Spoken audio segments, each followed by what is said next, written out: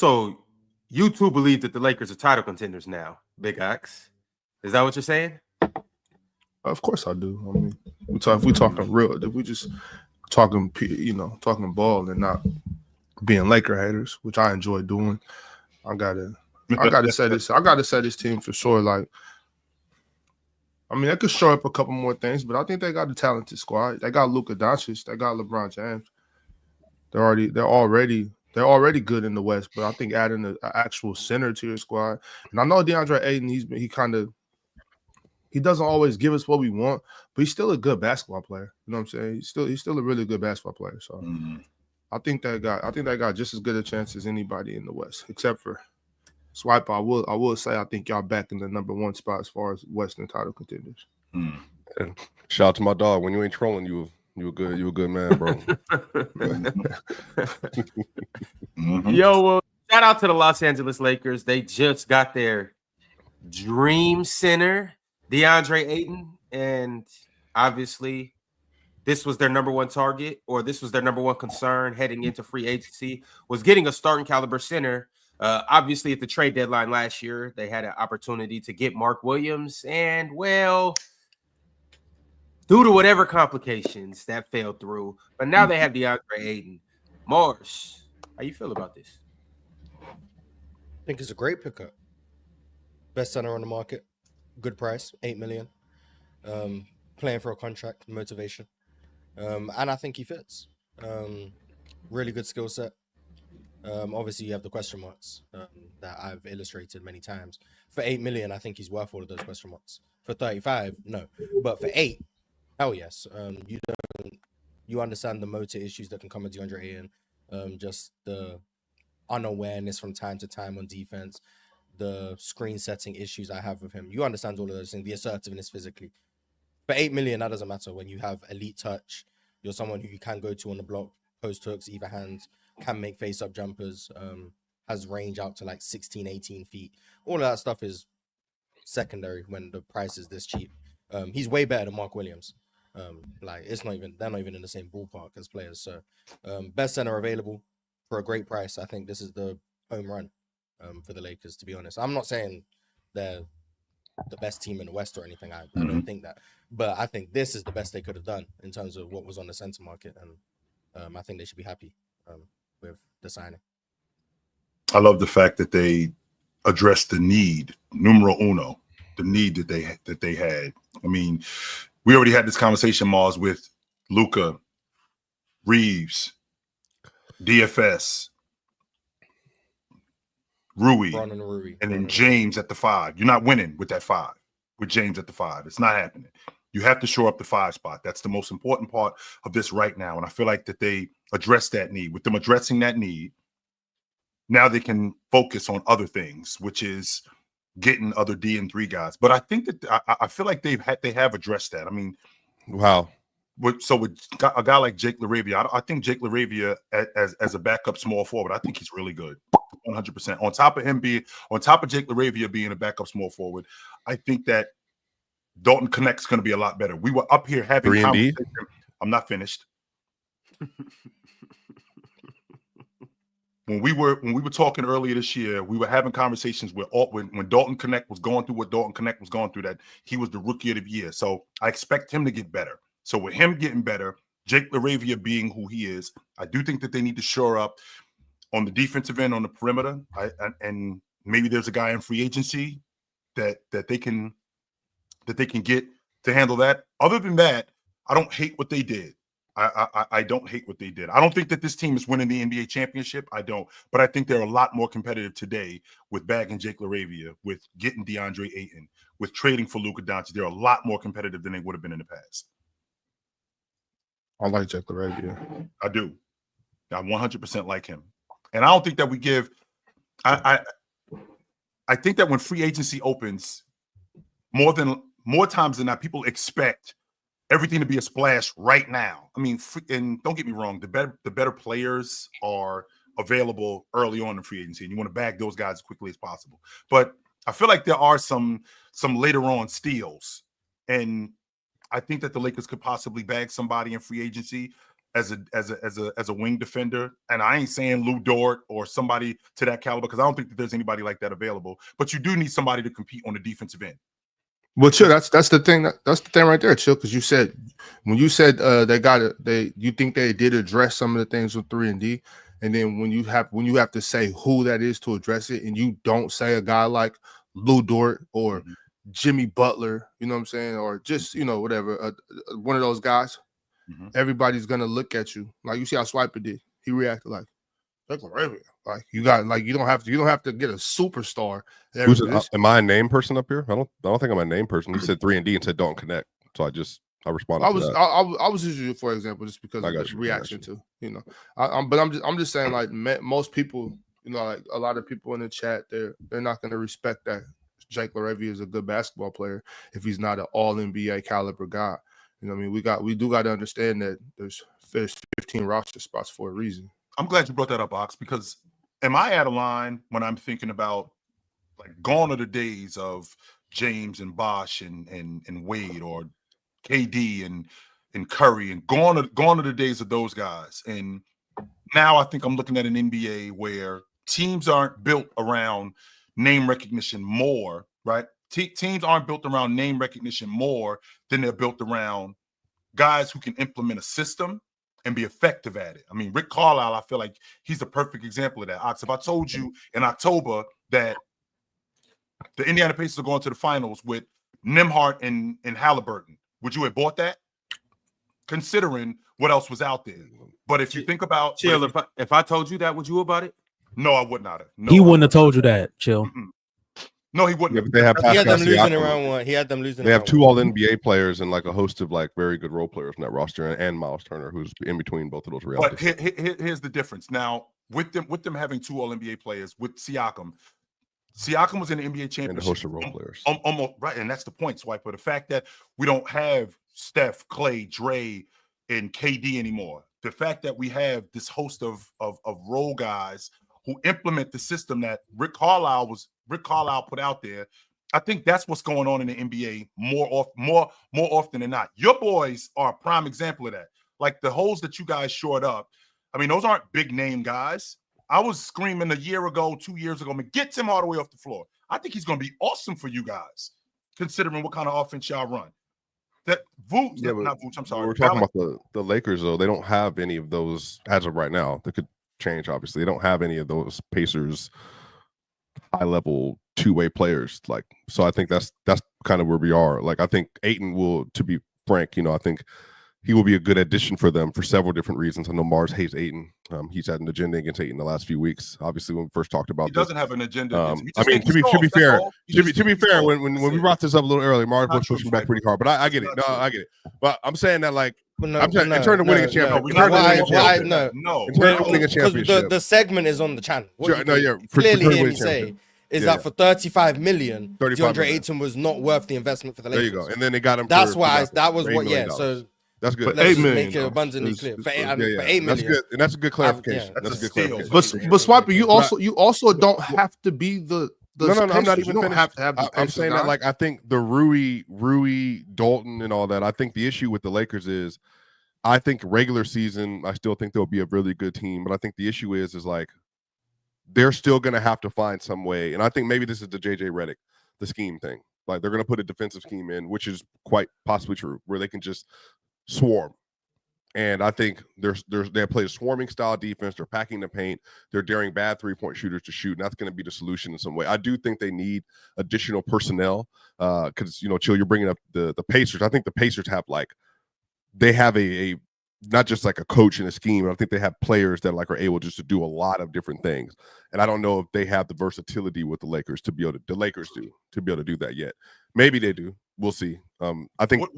Go ahead. Would it be because one, the guys that they needed, like Vandal, for example, like the perimeter defender, okay, he wasn't available. He was in and out of the lineup. Now we have a whole off season for him to get healthy. That's number one. Number two, with Jackson Hayes, the reason why you hated Jackson Hayes was because Jackson Hayes was singing lead. Jackson Hayes is a background singer. He's not a lead singer. That's why the songs didn't sound as good. Backup singer. Okay, even if that's the case, John D. But you gave him the microphone and you had him singing lead. Like, wait a minute, no, he ain't a lead singer. That's why it doesn't sound good. He's going to look a lot better. But the reason Vando doesn't play though, because he can't play any offense, and he can't. They can't find any. Well, and Johnny, please, you can go after this. I'm saying they can't find any way to use him offensively, and I think the issue is, last year their offense wasn't even what it needed to be with Luka, Reeves, and Braun. So if you add Vandal to that mix, I think that's going to make it even harder for them to be able to be successful in the way they want to be successful. So I think Vandal, unless he develops like something offensively, I think he just is not someone you can throw on the court consistently. And I think that's where the Dorian Finney-Smith loss matters. Like, that's his defense was good enough, and his offense, he was still able to be like a Sal somewhere in the offense. Go ahead. Why did it work when he was with them, when they played against Memphis? I mean, and when he played against the Warriors, I mean, why did it work there? I understand why it didn't work against Denver. I do understand that. And the reason why I understand that is because Joker was so good, because your offense was as good as it was, and it just trumped everything that the Lakers were doing offensively. All right, I get that part. But against Memphis, against the Golden State Warriors, with him being the defender that he was able to speed up their offense. I mean, he was able to speed up their offense with his defense and get out and transition a little bit. I think the injury hampered him. Could he knock down an open shot occasionally? Yes. Now, is he Robert Horry? No. Well, but I think they also were extremely flawed offenses that they played, and they didn't have offenses that could take advantage of the fact that you could play 4-on-1 on defense on the other side versus those Lakers teams. So I think if, Klay Thompson didn't have I was going to say something crazy. If Klay Thompson didn't, fall apart mentally, I think they could have won, or Jordan Poole, or there are several different things that happened. I just think they were so limited. And Ja Morant, and I'm not blaming his injury. I'm saying Ja Morant getting hurt, they don't have other solve. Remember, Jaren Jackson Jr. played well at times, but he obviously would not have a great series. I think Desmond Bane was another one. I just think there were so many flaws with those two teams that when they ran into a team that didn't really have any, I think that's where the Lakers got exposed. Yep. And I'm saying that now. I think that's what the Wolves series was last year. Like, I think they look good in blocks, and I think the Lakers will look good in blocks. And I think DeAndre Ayton's going to help that a lot. I like Ayton. I think Ayton's a really good player, but Chill is obviously, as you know, like, if your motor waxes and wanes, it's really hard to play big in the Western Conference consistently. Well, we did see him get it every night. Yep, that's fair. But with that being said, Swiper, we did see him in the NBA Finals with the Phoenix Suns, and he was really viable during that playoff run. I mean, he's a big body that's got a really good touch around the rim. To Mars' point, he's got a really good touch around the rim. He's a really good finisher. Great mid-range shooter. Not only that, I mean, I feel like the motivation is there for him in this particular situation where he can play bigger than what he is, right? So with that being said, to add in, like, what is the role of Vando? Vando is a D and 3 guy, but D more than 3, way more D. All D. There's no 3. I've seen him knock down a shot. Yes, I have. I've seen him. I've seen Ben Simmons make a 3. Right, but I mean, I think Vando's a little bit more viable on offense because we can just say he's a defensive specialist. Like, there's no 3 in this game. Like, we can call a spade a spade. He will shoot the basketball, unlike Ben Simmons. He will teams want him to shoot. 100%, they do. I'm not going to argue that point. He's a defensive and he is a defensive guy, which they need, right? Yes, which they 100% need. I feel like. But wouldn't you say in this league, based on the playoffs, Chill, that I think offense is harder to get now than it has been in the previous last 3. Like, maybe offense is harder this year to get to than it was 3 years ago. Sure. And I think if you have like a player that limited, that to your 3-point, Vando's taking 1.1, 1.8, and 1.4 threes a game. Like, he's not making those threes either. So he's just standing there, and he's not like a Draymond, like he's a connected passer. Right. To be able to get the ball like in and out and Luka's not playing off ball like that anyway. And then you got to give it to LeBron. So he basically is just out there with LeBron and Reeves and Luka doing everything. And then you're just kind of collapsing, and then he's just sitting there. And then defensively, the issue is Chill, you can scheme bad defenders into every action. And I think having LeBron, Luka, and Reeves and Rui, and then being like, oh, Vando, go save us. I just think that puts you in a lot of like.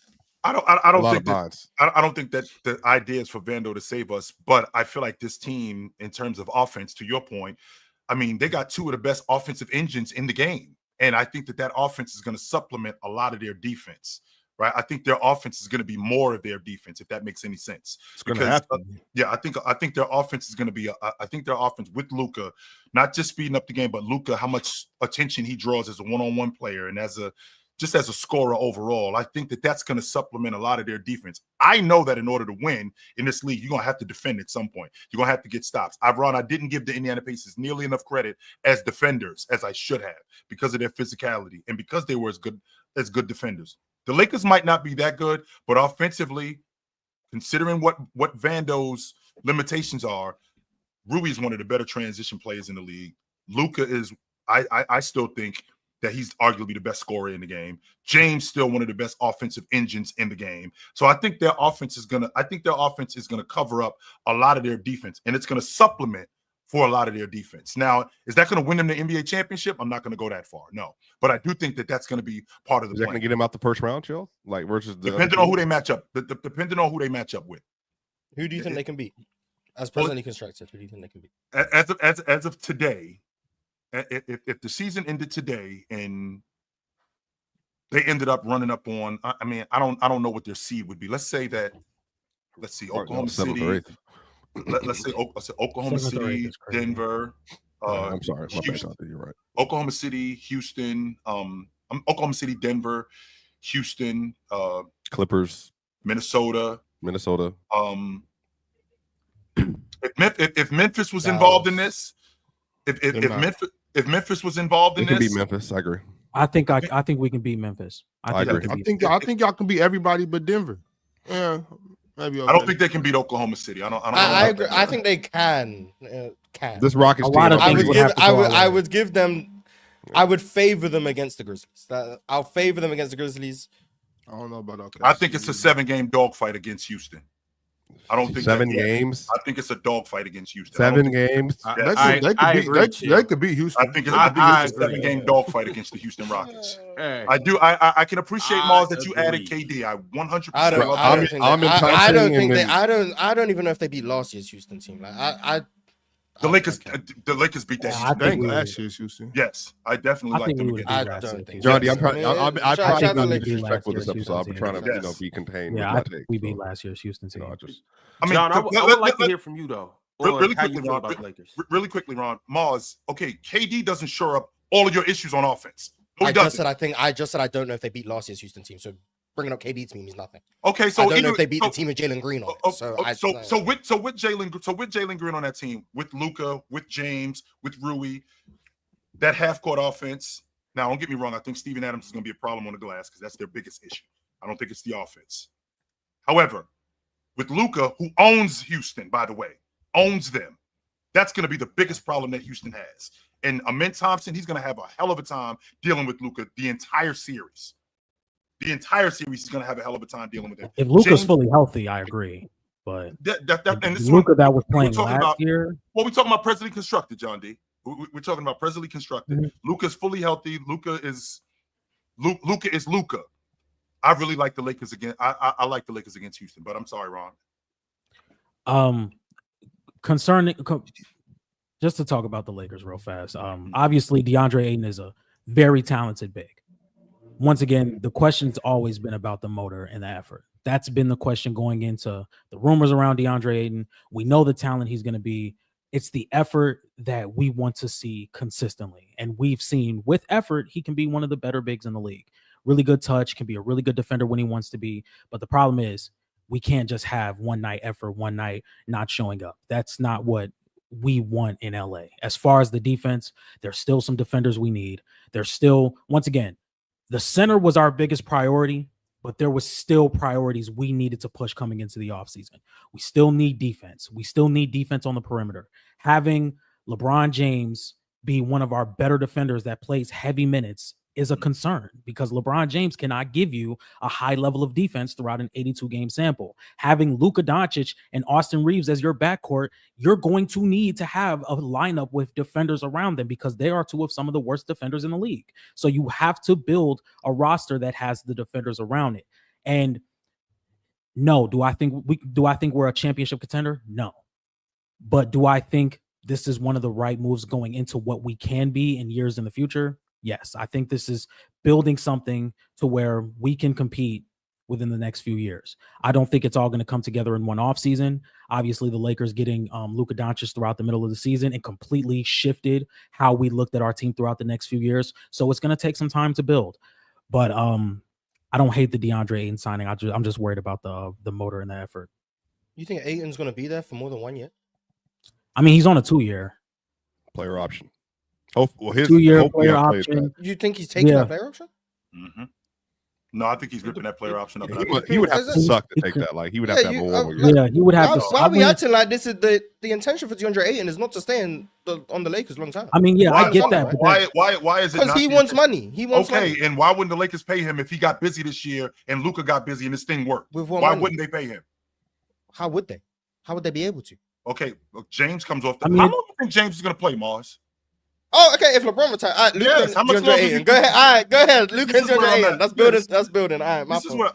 James is not. Luka and DeAndre Ayton is the plan for the future. All right, my bad. I don't see why. I mean, I'm not saying that's the plan for the future, but I'm saying like you're building up cap. You have a center right now. You never know what DeAndre Ayton can be. The effort issues may be fixed, and who knows? We may have. I agree. That's why he will leave for more money. I just don't think DeAndre Ayton is going to be there more than 1 year. I think it's a rental. And I don't think there's anything wrong with a rental, but I just don't agree with the idea that, oh yeah, we're building something for the future. DeAndre Ayton. No, I think this was a win now move, which granted, that's a good thing. You have the oldest player in the NBA, but I think acting as if DeAndre Ayton's going to be there beyond next season, you're selling yourself a dream. Now, if he stays, then we'll look back on this and I'll be like, oh, my fault. I was wrong. But I don't think that's going to happen. They still got to pay Austin Reeves. We don't know if LeBron's retiring next year. Like, I think it's fair to say the Lakers are going to prioritize those two, right? Or am I wrong? 100%. 100%. I mean, if so then they can't afford Ayton and let go of Bron and AR. I'm not saying that at all. Yeah, you make a point. I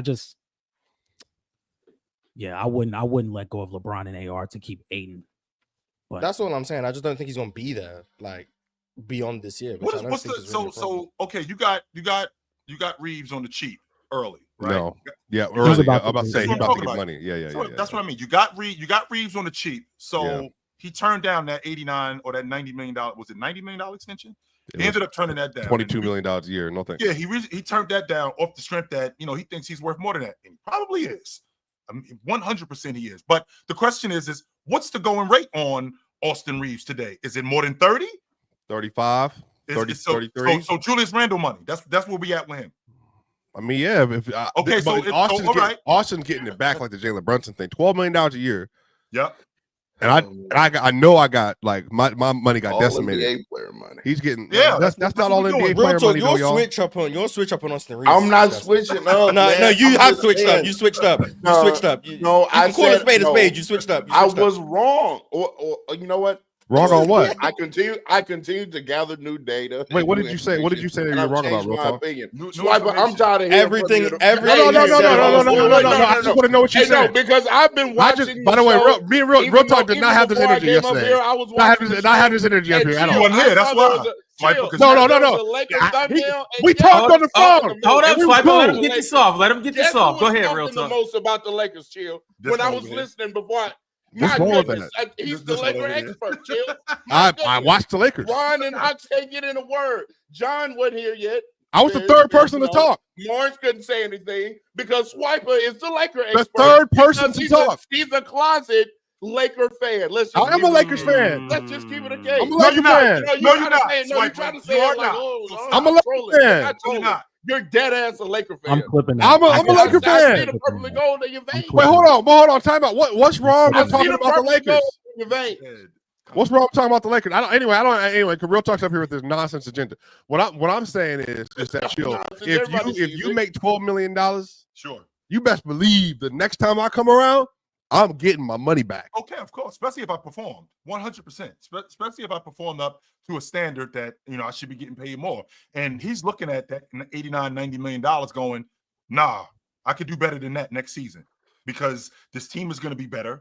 With this team being better, I think that I'm going to play better. Especially, I'm going to get a whole season playing with Luka, and I'm going to look a lot better. I'm going to look a lot better playing with Luka. Here's the thing, though, Mars. Like, you think that DeAndre Ayton is a rental? Is it ridiculous to think that Austin Reeves could get moved too because he might go somewhere for more money? Somebody might put a deal on the table. I don't think that's crazy to ridiculous, say. bro. That's I not don't think. ridiculous, no. That's don't think why that, he needs to be moved. Sure. Because we can't lose him for nothing. Real talk. That's This and then this once again, being a Laker fan, your words are gonna get like. I love Austin Reeves. I love Austin Reeves. But if Absolutely, he's asking great for player. 35, 37, 40 million dollars, Yikes. you ain't gotta go home, but you gotta get the hell out of LA. Oh, You gotta get the hell out of LA. I'm not giving you $40 million. I'm not giving you $37 million. I'm not doing that.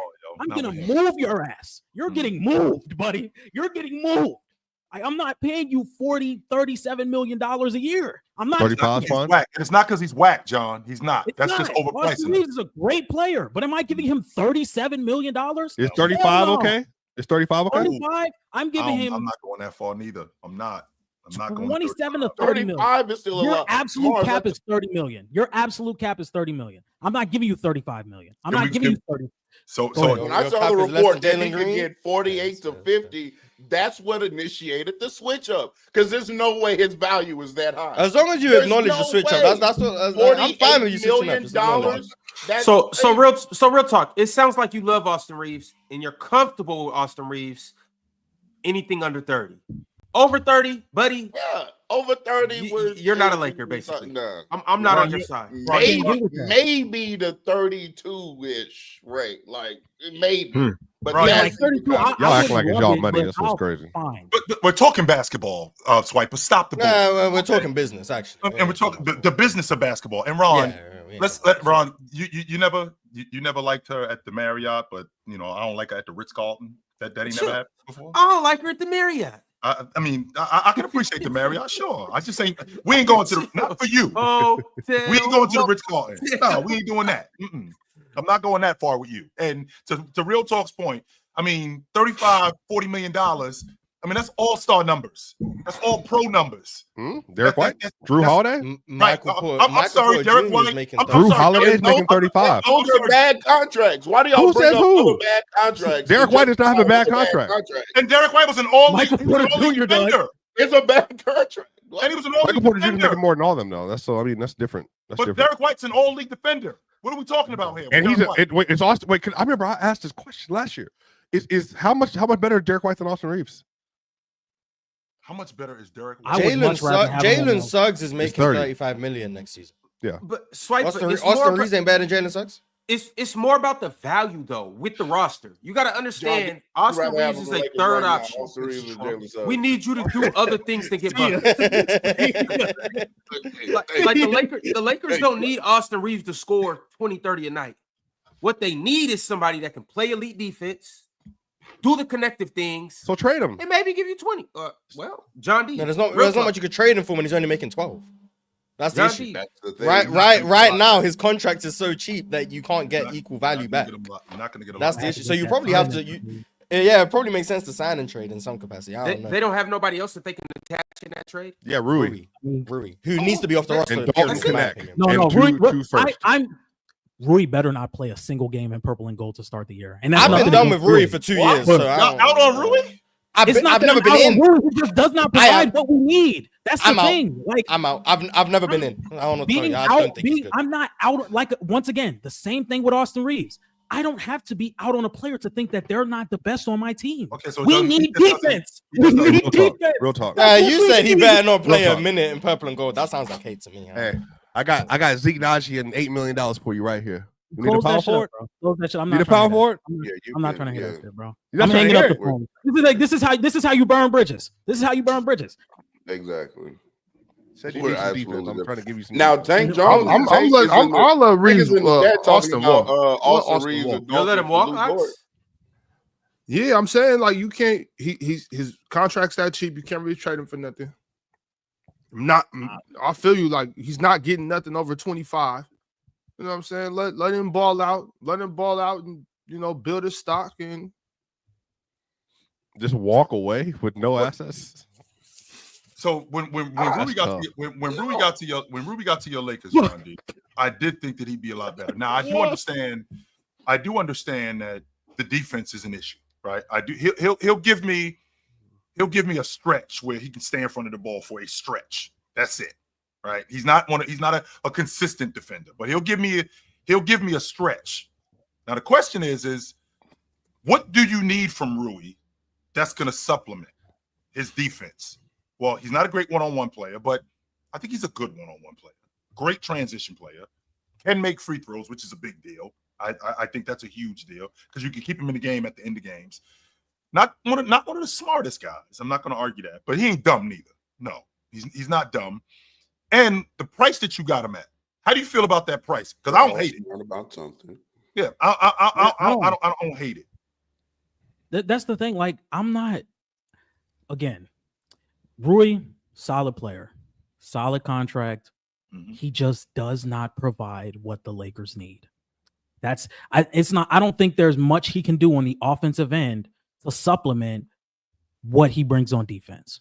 Like, we have offense in LeBron, Luka, and AR. Those guys. Give me a grade of Rui on defense. F.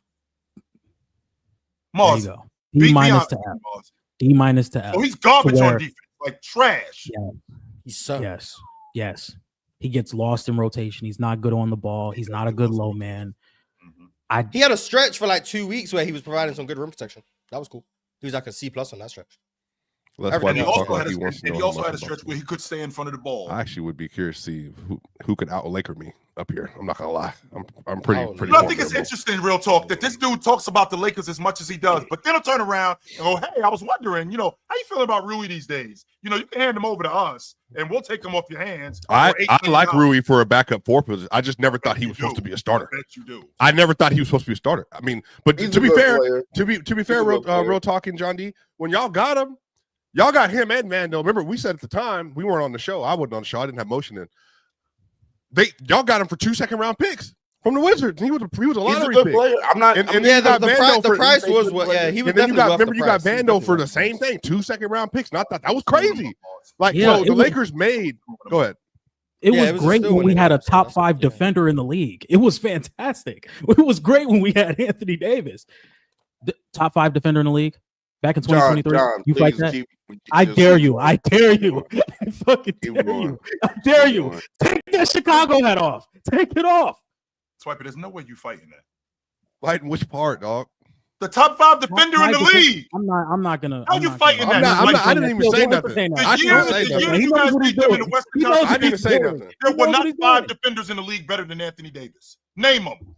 I'm just saying, bro. Every time No, y'all bring his I don't name want up, to- he get cooked. Which Anthony Davis? Which Anthony Davis? In 2023, the year that they lost. Oh yeah, you lost your mind. Yeah, you lost your mind. Yeah, you lost Name your him. mind. Yeah, he was the 5 best defenders better than Yeah. AD in He was- 2023. He was Won the best 3. defender in the league. He was. He was?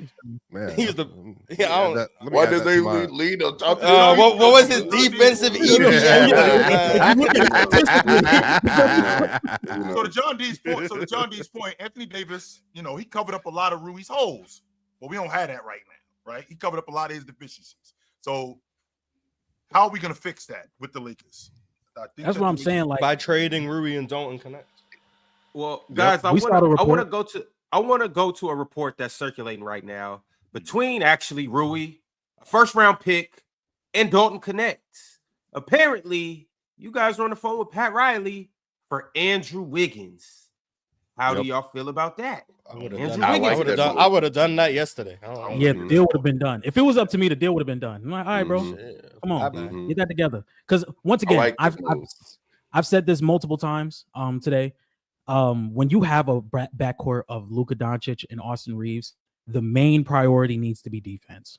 Rui can be a solid offensive player, solid shooter. He does not provide on the defense what you need on the defensive end to cover up for Austin Reeves and Luka Doncic. And we need somebody that can help in that aspect. And Andrew Wiggins helps. He doesn't cover up everything. Andrew Wiggins isn't just going to be dropped into the lineup and now all of a sudden we're a great defense, but he helps. He helps what Just we're like trying DeAndre to Ayton helps. put around The issue that when you his had. effort is Well, when his if effort's Wiggins' not name would there. be good, yeah. But if I we want to can get get off it, and I understand where Mars is. I understand where you are, John D. But I would be very surprised this season if we were having a conversation about DeAndre Ayton's effort on this crew, considering what's going on and what's at stake. Like you just talked about, Mars, he's a rental. I would be very surprised. I ain't saying that he's gonna be Aaron Nesmith, where he's gonna be turned up every night. No, I'm not saying that part. But what I'm saying is that I'd be very surprised if I got the DeAndre Ayton 2 years ago in Portland on this Laker team. Because I think he understands what's at stake. You're going to get a different DeAndre Ayton this season. I think you're going to get a ferocious rebounding DeAndre Ayton. I think you're going to get a big time finishing DeAndre Ayton. I think you're going to get a big time rim running DeAndre Ayton. I think you're going to get a better shot blocking DeAndre Ayton this season, considering what's at stake. Because again, this isn't Portland. This is probably, well, I'm not going to say the best team, but in terms of talent. I mean, is this the best collection of talent that he's been on with James? Chill, I appreciate. No. I appreciate. He the played on the optimism. Suns. That's what I'm talking about. That's what I was thinking about. I was thinking about with Chris Paul and Book. No, Yeah, no, 21. that's- Just even okay. 21 alone. No. Okay. And Chill, I in terms of the role appreciate the players, optimism, but I'm already prepared that there's going to be a mini a night, probably a mini episode. I come up here and say we here. Did I lose him? Yeah, we lost. I him. think He My- said, he said many a my bad. night where he My bad, real says talk. we need to trade DeAndre Ayton. That's what he Yeah. said. Yeah, that's what I. Yeah. So, Wow. yeah, I'm out of Your mic disconnected. Oh. Yeah, your mic mic's disconnected. Yeah. I think you. Your I know mic- you in yeah. Houston. It sound like they put that chopped Yeah. and screwed on you. Yeah. Mhm. You Oh, talking? for real? Yeah, Yeah. So we'll see lock if we him, can get man. back. Lock him. Yeah, we'll see if That's we why can he get not him no rookie of the year. You see this? John D would have it. blowing the But yeah, sides. I think DeAndre Ayton gonna be good. What was the trade package for Andrew Wiggins again? Ron? Dalton Connect, Dalton, first Rui, round and a pick. first. That's why it? Am I seeing why am I seeing people say, "Oh, that's too much"? Are you guys out your Yeah, minds? people in my Twitter mentioned something about, oh, that's an overpay. That's an overpay. Do you see Yeah, my roster? I don't know. Either you, I don't know what you guys think Dalton and Rui are, or you guys overvalue first round picks. Because that's, yeah. You guys When is watch that your first mind. round pick? Is the question that I like. It's to in know. 2029. cares? Who Okay, gives a shit? I'm confident. I'm comfortable. Yeah, handing that over. there's You no gotta way go you get- guys They think got that's an Luka. overpay. Like, there's no way. I'm comfortable handing over that. I'm comfortable handing over that first round pick. Make and that. I think Dalton Connect is better than Jaime Jaquez. So do I. I think they're both Yeah. not very good. So that doesn't mean much. And I like Jaime Jaquez. I think he's the consummate Miami Heat, but I think Dalton Connect is better than him. And I think he fits better with Dalton's Miami. another one of the worst defenders in the league, but I do think he's better. than Well, I Jaime, just got the but job, Mars. God damn. Can you let me understand pro He couldn't basketball defend in first? college either. He He couldn't was a defend in bucket college, getter, so I'm no not doubt hearing about that. He Yeah, was, so but I don't care when it- you got the job. He couldn't defend in college. He can't defend in the NBA. He's not a good defender. Like I can be able to call a spade a spade. He's not a good defender. Oh my goodness. He's 24 years old, Either way, the and he's Lakers not a need good to make that defender. trade. But I The still Lakers think he's need to better than make- the Jaime. Lakers need to make that trade. Like, Yeah, I like I that don't know move for why that Miami move too, hasn't though. been finished. Wiggins should be landing in LA as we speak. He would be landing, and I will drive to go get him. Like I'm not bring him to I mean, LA. you do need it's similar to Ayton. You need a motivated Wiggins stuff. Like if you get a Wiggins who's just chilling on mediocre vibes, you're not gonna get the level of defense that you kind of want. So he kind of has the same questions as DeAndre Ayton. I just think he's worth the price of Rui and Dalton. So that's why I would do it. 100%. Why wouldn't there be a sense of urgency though, considering what's at stake with this crew? Like James is on his way out. What's that got to do Luka, with Andrew Wiggins? Oh my Yeah, God. Andrew Wiggins. Yeah, how that did- ain't got nothing to do with LeBron. They don't care about LeBron like that. Like he's a person. You Like, think Andrew Wiggins is like, hey man, LeBron's legacy's on the line? What? what the hell? Hey, Ain't got nothing to do That's with what we him. doing? Right. So okay, so I already It's got not my even did LeBron trade this for Kevin Love? Hold on, but hold on. As a rookie. Y'all can't just blood Mars put that on Andrew Wiggins and just walk past it like Andrew Right. Wiggins don't play hard. I'm Which he not does. saying he's not. I'm saying the reason he plays hard isn't going to be because he cares about LeBron's legacy. That's what I'm Yeah, saying. but this If shouldn't even be Andrew the Wiggins, question. all I'm saying is Andrew Wiggins has had a questionable motive throughout his NBA career. In Minnesota, Sure. even in periods in Golden State, even in Miami, he's had a waning motor. Acting as if he's just going to go to the Lakers and that's not going to be a concern, I think is disingenuous. That's not saying that he's not going to have a high motor, because he might. We saw it in a couple years in Golden State where he did have a high motor. We've seen it in stretches in Miami. So I'm not saying he's not going to. I'm saying that's a valid concern. The same way I think it's a valid concern with DeAndre Ayton. You might get a fully motivated DeAndre Ayton next year and a fully motivated Andrew Wiggins. That's a best case scenario.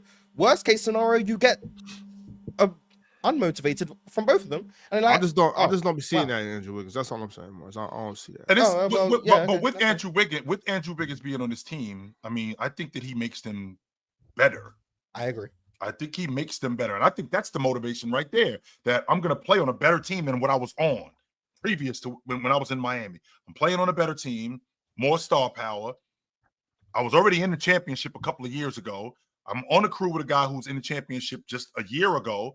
I'm on a team with a guy who's won the NBA championship not too long ago. I won the NBA championship, and a guy who's playing for a contract. There's a lot of motivation there for us to be good. What's that got to do with the competition, though? Like, are they going to be better than the other teams they're playing against? I think it's a question, Joe. Okay, so to answer your question, in the words of Ox, I'm not worried about the competition. What I'm worried about right now is our house. That's what I'm worried about right now. Our house, us playing hard, us being competent, us being connected on defense, us being able to rebound the basketball, us being able to implement our style of play onto the floor. Whatever the competition is doing, that's what they're doing. They got to worry about their house. I'm worrying about mine right now. I love, like, Andrew Wiggins over there. I love the size that he's going to bring. Mm-hmm. Like, with Austin Reeves being the smallest player you got on the floor, 6'7" or 6'5", then you got Andrew Wiggins, 6'7", 6'8". LeBron James, 6'8", 6'9". Luka Doncic, 6'7". Then you obviously got a 7-footer with DeAndre Ayton. Like, that's tremendous versatility. And then, like, in certain lineups where you throw like Vando in there or something, and you take Austin out, now you got now more length, defensive flexibility, and stuff like that. I love Andrew Wiggins over there. Like, if they make that move, I think a little different of this roster. I like it as currently constructed, but you throw Andrew Wiggins in there. I agree. I think they're a lot better with Wiggins. Real quick. Now I know this guy just missed most of like 98% of the season. What y'all think about DeAnthony Melton? Just having somebody we can bring in another guy. Great bet man.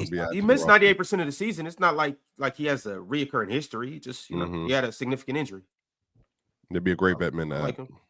I think I would definitely be taking calls and trying to get DeAnthony Melton in LA. Genuine question. Genuine question. You guys think Bronny like will play for you guys next year? I don't think so. I haven't seen I would have to see what he's doing in summer league. I would definitely have to see just more of the decision making and the ball handling. I think the motor can be there on the defensive side, but I wouldn't say, he's just ready to play I don't think he's going to get solid rotation minutes this year, but I definitely think the minutes can go up. Like, maybe there's a situation where we need some energy. We need a guy to dive on the floor. We need a guy to take the matchup one-on-one. Maybe Bronny James can provide that and just build a spark for the team. But I'm not saying he's going to be our 7th, 8th man in the rotation this year. Hell no. But Bronny about to cook summer league too. Watch. He's playing. Also, a Duthero wasn't playing in the summer league, so that sucks.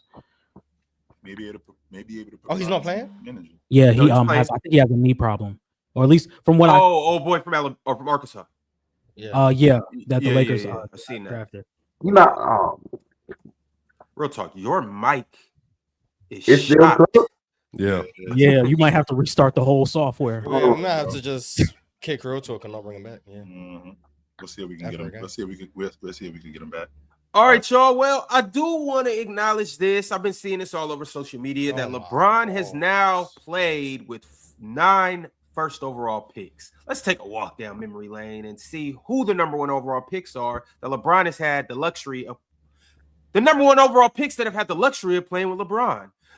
Number 1, we have, we got a list of them. Joe Smith. Yeah, this is the most nothing story of all time. Gray Golden. That was a good player. Kyrie Irving. Andrew Bogut. He didn't play. No, whoa. Stop right there, Ron. Just so you know, Andrew Bogut came on the court for 1 play and broke his leg. He was done. So stop. There, right? So he played, right? I'm sorry. Keep going. Andrew Bogut. I'm sorry. Derrick Rose. Mm-hmm. Anthony Davis. Yep. Dwight Howard. Mm-hmm. How many people were not crusty when Don't they forget. got Yes. Kyrie and AD. Kyrie, AD. Shaq was still okay, and Dwight. And I said Dwight was a contributor. Everyone knows. Yeah. Hey, Andrew Wiggins on the way too. Yeah. And then DeAndre. Oh yeah, then it'll be 10. That's 10th right there. This is the most nothing stat. Legacy the most, right? And himself. Don't really forget himself. So that's 11. Oh yeah, LeBron was LeBron's teammate. Yeah. What did you say, Mars? You said LeBron LeBron was LeBron's teammate. Yeah. Yeah. I don't think this is absolutely just. Well, technically, Bronny counts for that, Mars. I think it's absolutely not. Half the genes. Is there anything there with this, Mars? Anything there with this odds? No, I don't. No. A lot of trades in his career. I think it's kind of cool though. I think it's kind of cool, but it doesn't mean anything.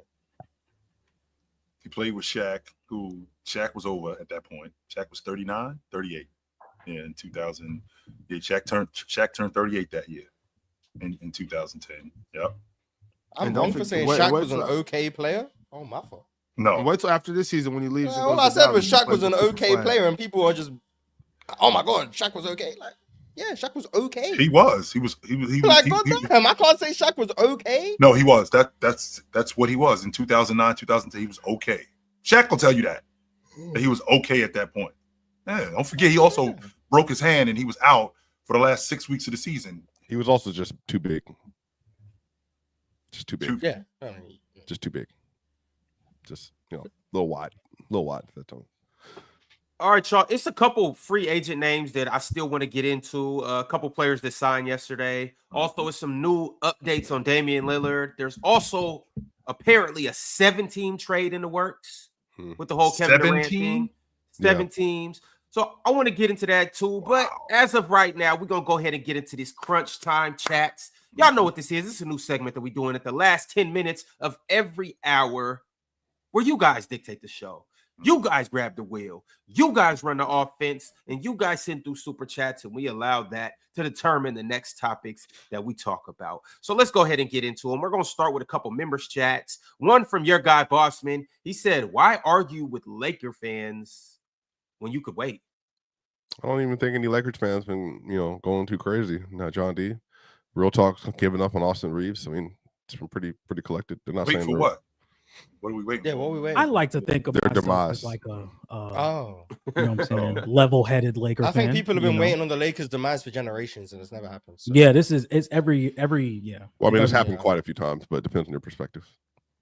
See what I mean? Okay. He's one of them. Mm-hmm. It happened in after Brian. Well, I think it's more the setup. It's the setup going into the season. They're not Cowboys fans, but there have been many a years where they've been close to Cowboys fans. Yeah, John D, you guys are not as ridiculous as Cowboys fans are ridiculous. Yeah, you guys are they not? Close. No, well, they're not saying they're going to win a Laker ring fans every year, even though their rosters are clearly They good. live in the same building? No, they live in the same building. They're not on the same floor. Chill. They're on the same not floor. even close. Okay, well, look. Not even One close. stays on the Cowboy roof, the fans other at stays on the floor, the second to top floor. Cowboys Ron, live in the penthouse. the rent way higher at the penthouse than it is on the second floor, Ron. Right under the penthouse. No, I'm not. They No. be partying all the time. They They on go like hey, the chill. Cowboy fans is on like the 20th floor. The Laker fans is on like maybe the third. The third? Yeah, I'm saying like they ain't close to Cowboys. So who's the most They're not obnoxious close. basketball fans? Warrior fans. Warrior fans are more Well, obnoxious Steph than fans Lakers in particular, but Yes. So what about Bron fans? yeah, They're but awful like too. they're all in the same boat for me. They're legacy fans. Yeah, they're awful too. 100%. They're awful too. Wait, you disagree? Warriors fans aren't that Nah, bad at Bron all. Like, fans. Warriors fans are really calm, really chill compared to Lakers fans, and especially Bron fans. No, but Kobe fans are crazy. Yeah, they're nuts. They're insane. Kobe doesn't fans are help that- insane. Kobe was insane though. You know what I'm saying? And it So, doesn't help that he ain't around no more. That makes it even Kobe- worse. I mean, Kobe was an with absolute Bryant. psychopath. You know what I'm saying? The way he lock in and just, So I think you gotta be a little, off your. But here's the rocker. difference. I'm didn't comfortable. expect that I'm comfortable with being a Bron fan. Now, I don't understand the term Bron sexual. That thing. What do you think it means, Joe? You've I seen don't it know. multiple times on this show. Yeah, is it the glaze? Yes. Is it the glaze and the consistent? That's a It's little more not than glaze. delays. That's what what I'm it saying. is. The Is it the delays. glaze and the constant? Just nothing is ever wrong when it comes to him. Like it's LeBron always can't do no wrong. yeah. Like All LeBron didn't Like, have I'm a not- bad defensive year. There's yeah, I'm no not way, doing that. yeah. No, I'm not. I'm definitely not doing that. There's. I'm Bron's a not that better defender ridiculous. than Kawhi. Yeah. Shit like that. Well, Chill does do that. Yeah, Oh, I Chill do. does I'm do that. 100% Yeah, doing Chill that. does Yeah. that, yeah, I'm Chill definitely does doing that. that. I'm not even gonna revisit that. Yes, sir. I'm definitely doing that. But I don't want to get thrown off the track. I don't want to get up. I don't want to get off the track here. To your point, Ron, Cowboy fans, Laker fans, Cowboy fans in the penthouse where you can't just get off the elevator. You need a key from the elevator to get up there. And Laker fans, they're on like the third floor where you could come knock on the door. That don't necessarily mean you're gonna get in, but you can come knock on the door. You ain't getting in upstairs with the Cowboy fans. They are the most ridiculous fans ever. 12-4, division champs, bounced in round 1. We win in the championship next year. 3 straight 8 and Next 8 year. seasons. Next year, 12-4 is a good ass record, though. 100% is a good ass record. Well, they Next do have year, George Pickens now, so Dak Prescott lead the league in interceptions, gets hurt. Don't do it, win the Swiper. Super Bowl next year. I'm good. I can't handle Cowboy fans. I can't. They take years off my life. Yes, they do. Realist what? Speaking of the Cowboys, July 20th, we will be talking about the Cowboys, the Broncos, the Texans, the Giants, of course, the Seahawks, the Niners. My bad. All of them. We will be talking about everybody, the whole NFL, all together. Come July 20th, only on the press box. You see Bama, you see Swiper, you see Dion from Ohio up here. It's going down. So y'all better pull up on the 20th, because I promise you, you don't want to miss this. And we have some other surprises as well. Everything isn't what you see. Everything isn't what you see. Hey, Ron, is J-Rob going to have to go bald? Is he going to have to shave his hair? Why? Tell me why. To be on the show with Bama and Swiper. Bama's bald? I don't think Bama's bald. Bama's not bald. Okay. I don't know. I don't remember. All right. I don't remember. I'm sorry. Maybe he is. I don't know. I'm just wondering, like, does J-Rob got to let it go? He got to. I'm going to text him and ask him. There's a third person on the show that's going to be bald, too. He's actually kind of favors you a little bit, Chill. But he's a historian and he knows what he's talking about. So you guys will see him. You guys. I'm definitely gonna be tapped in. I'm definitely gonna be tapped in because I want to hear Swiper's rendition of Knicks, Bo Knicks. That's what I want to hear him talk about them Denver Broncos and what they're gonna look like this season. I'm excited for y'all, man. Best defense in the land. That defense is gonna be John Day Barrett, come save me, baby. That defense is gonna be crazy. Hey, no fly zone 2.0. While Ron Trash Hawks up there gonna suck. In that sorry division again. Because I'm gonna have to deal with that boy Sam Darnold gonna be a mess. I'm definitely gonna have to deal with that. Hey, wait, John D. I asked him to name his number 2 receiver. Bet on it. A week or 2 weeks ago, he had no idea who it was. Are we supposed to be doing the chats? Are we supposed to be doing the super chats right now? We are. If you would have said number 1, I would have said King Cooper Cup. That's our number 1. Look at the host. Seahawks gonna go 6-11. Seahawks are so trash, bro. I'm not gonna Let's bet on it. Don't nobody want to put What's their the money bet? where What are you their mouth betting? is. What are you betting? What are you betting? We gonna have a better record than the Niners. We're We're gonna have a better record than the Broncos. We're gonna have a better record than the Broncos and Johnny. I don't know who your team is. All I know is the Chargers. Ron, I will bet you a week's worth of checks. They will not a week's worth of. I don't need it. I'm telling you here right now, a week's worth of checks. Put your hand up. No, you're not gonna feel a week though, Swiper. A week ain't gonna hurt your pockets. Put your hand up. I mean, a week is a decent amount, bro. That's a decent amount of money, bro. You know what I mean? You're not living paycheck to paycheck, Swiper. Put some money on that. Shoot, hey, I went to Chicago, bro. You know how much money we spent on food? Man, watch out, bro.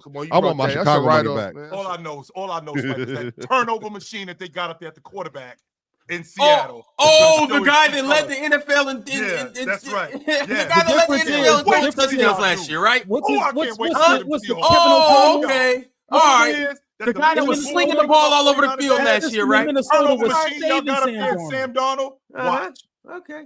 Let's get back to basketball. Who's y'all?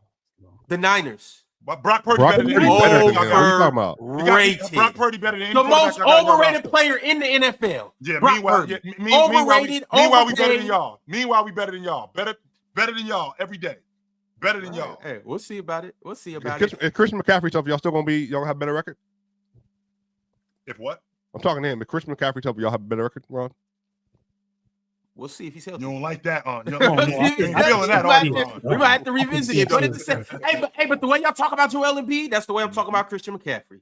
But anyways, y'all, we got to get back to these super chats. Sorry for the excursion. But I do want to say, once again, press box July 20th. Y'all pull up so y'all can hear some good NFL talk. But back to this good ass off-season basketball talk. The next super chat I got is from Realist123. He said Ayton gonna look like 1990 Ewing next to Luka and Bron. Here we go. If we could pick up a couple POAs, then we are cooking. Also, RIP Diago Jota. Yep. Very sad news. Mars. Yeah. Liverpool will rise again. It's okay. We will rise again. Why did you single out Mars? Mars, who was your crew, by the way? Like, who was when you was watching football? Who was your guy? It's Liverpool. No. Mars. We didn't have plenty Liverpool conversations. Stop. Who was your guys, Mars? Arsenal. Yeah, I figured it was Arsenal. Okay. You don't listen to Mars. Friends Liverpool listen to each quiz. other. So Up the Arsenal. Jay sent through a super chat and said, well, hold on. Before we get to this, do you guys think that Luka and LeBron will make Ayton look a whole lot better? Yes. Ayton's going to be really good next year. I think Ayton to make Luka and LeBron look a whole lot better too. is your mic even plugged in? Yeah, like how hard is it just to like check the audio and see which Wait, mic is are your connected? levels? Do you have levels on the microphone, like on the actual mic? Real talk. Your tone and all that. Do you have it on like the knobs? What are we doing right now? What's that? I'm trying to help him. Like, just turn your. It's funny, it was working and then it just stopped working. Yeah, it was 100% was working a little while ago. Your cord might have a Well, shortage. he bumped the mic. He bumped the mic on the Kleenex box, and then everything got disheveled. So I'm saying, like, turn your levels down. That's all you got to do. Yo, real quick, he's trying All to try. down. There you go. Hello? Now we Yes. are. Now we are. All right, There let's we use go. these There 10 we minutes go. There we wisely. go. Hello? All right. Real talk. Why you so old? It's like an old man on the phone. Hello? You mean to call me? All right, y'all. Jay sent through a super chat and said, with the Bucks stretching Dame's contract, does this mean if Giannis were to ask out, they wouldn't get all the assets or a full package in return for Giannis because of the dead money? Anybody up here that knows about salary? I do I be don't- doing it. I do be. Yeah. I don't know no clue. financial stuff in the NBA. Swiper, would you know if the Bucks can get a full package back for Hey, Giannis? real talk. Hey, check your Nokia and see what Sham said about getting a package. Look, he is crazy. Okay, 16 Pro Max. Thank So you. with them stretching out Dame's money, that money, like for example, like the 22 million, that's on the books for that season because they're stretching out his money. If Giannis were to ask out, Dame's 22 million is still on the books. Whatever you get for 5 years. Okay, yeah, for the next 5 years, Dame's money is still on the books. That 22 million every season. Does it count towards the cap though? Yes. Drink More Water said it's just dead money. Yeah. Dead. I don't think it counts. Meaning towards it's the cap. nothing. Like you can't. So with the Bucks stretching out the income, blah blah blah.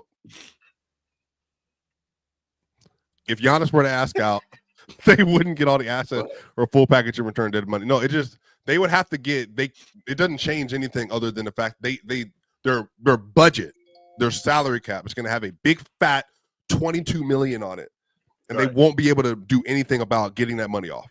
It's there for the next 5 years. But it period. doesn't count towards their anything. No, it counts. But like, Apron or anything. It's on the no, salary it does. cap. It all counts. Yes, it all it's counts. still on there. That So is dumb as hell. we factor in that. Well, here's the thing though, Ron. It's not. It's a lot less than what it was gonna be. Yeah, we had to pay Damian Lillard 57 million, and he wouldn't have played this season. Can you trade that salary? Like, let's say, Like another team paying? yeah, like be like, I'll give you 4 first-round picks, but you They can pay this trade you dead salary. cash. They can trade you cash. They That do would be that. They do that in baseball. Yeah, they can do trade that. you cash. They We do it. They've done it in trade NBA some of too. your we trade some of your salary. All right, Miles, I'm gonna trade Swiper to you, and I'm gonna pay half of his money to you also. So you ain't got to pay the whole thing. And so Imagine being the guy that gets traded for Damian Lillard's dead money. Like, yeah. and And by the way, y'all Miles- happy with it. I'll pay for that. You work 23 mil. That's basically Miles Turner's making $50 million a year on his deal. That's how you have to look at it. He's making 50 because it's going to count the same on the books. He's making Miles 50 Turner, million. $50 million player. Yeah, I mean technically that's what the combined Miles Turner salary. making Bradley Beal money. Nice. Pimp named Slickback said, "Happy 4th, y'all. I'm smoking whatever the fuck Chill is smoking, thinking that the Lakers are even in the same convo as the Rockets. With that garbage-ass backcourt defense, with front court anchored by Rui and Ayton. And I can say the same thing It's about that garbage. is it not the third? Tomorrow's, It is the yeah, third. tomorrow's the fourth. Yeah, it's That's the third number one, so he's already smoking something that has. Yeah, something maybe he's in New Zealand. Maybe. Yeah, it's the name fourth day. slip Yeah, back? it's the fourth day. It's the fourth. Yeah, he on that. Maybe. On that diesel. Vacation.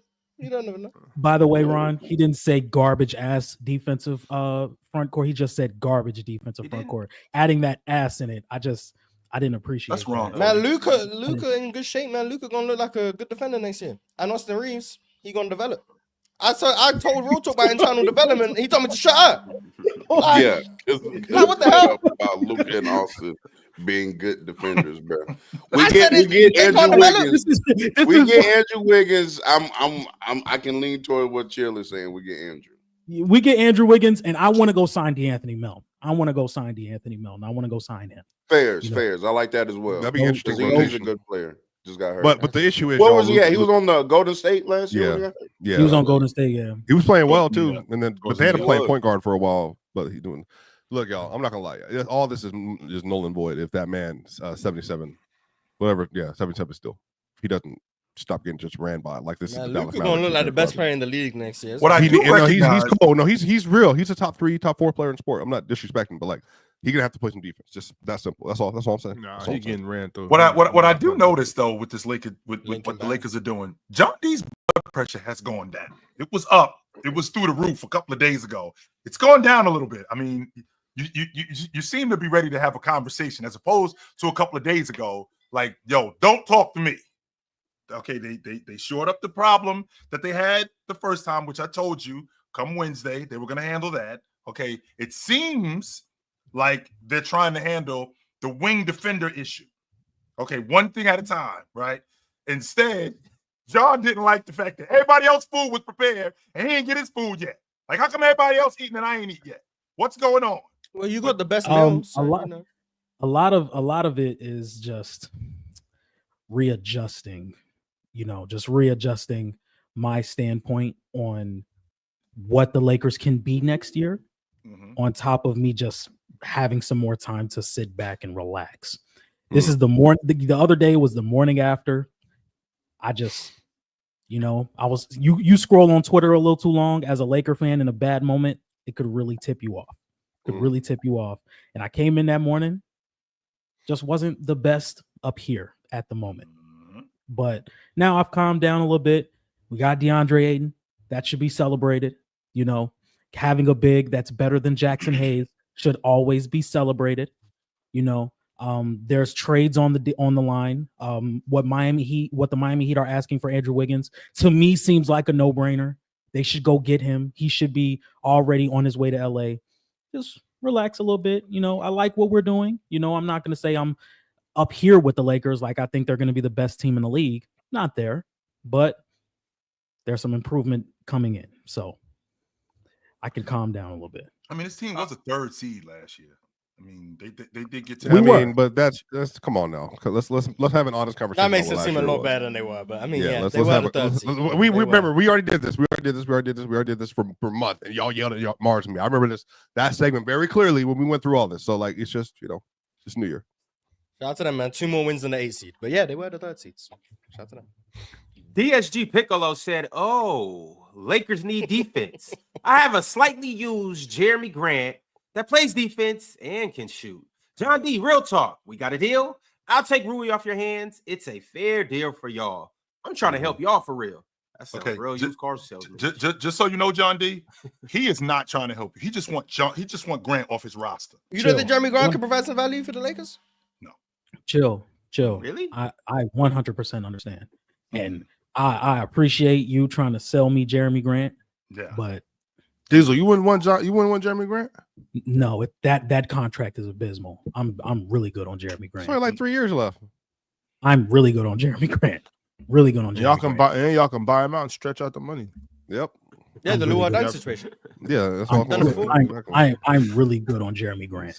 Jeremy Grant has a player option for 2028. Yeah, he'll get out of Really? that. He'll get out of that. You don't have to worry about that. Think about it. Really good Johnny, on Jeremy. you get Yeah, he 32. wouldn't take the 36 million. Yeah, He gets Keep 32. going, Ron. Keep going. He gets Ron. 32 and he gets Really 34 good on Jeremy this Grant. year and the next Keep going, year. Ron. He'll be The so only good with the answer you're gonna Lakers. get out of me. He'll This be is why we so get so derailed good with from the Lakers. Superchat. He'll turn down the player option for an extension, and the Lakers can just let him walk. No, Does facts. anyone actually No, know Ron. why Portland decided to extend Jeremy Grant when Dame had asked for a trade? Yeah, they had to He have. asked to- he asked- They did this to have a contract on the books. The problem is they did it for way too much money. They wanted a tradable wing because obviously, Jeremy Grant can trade.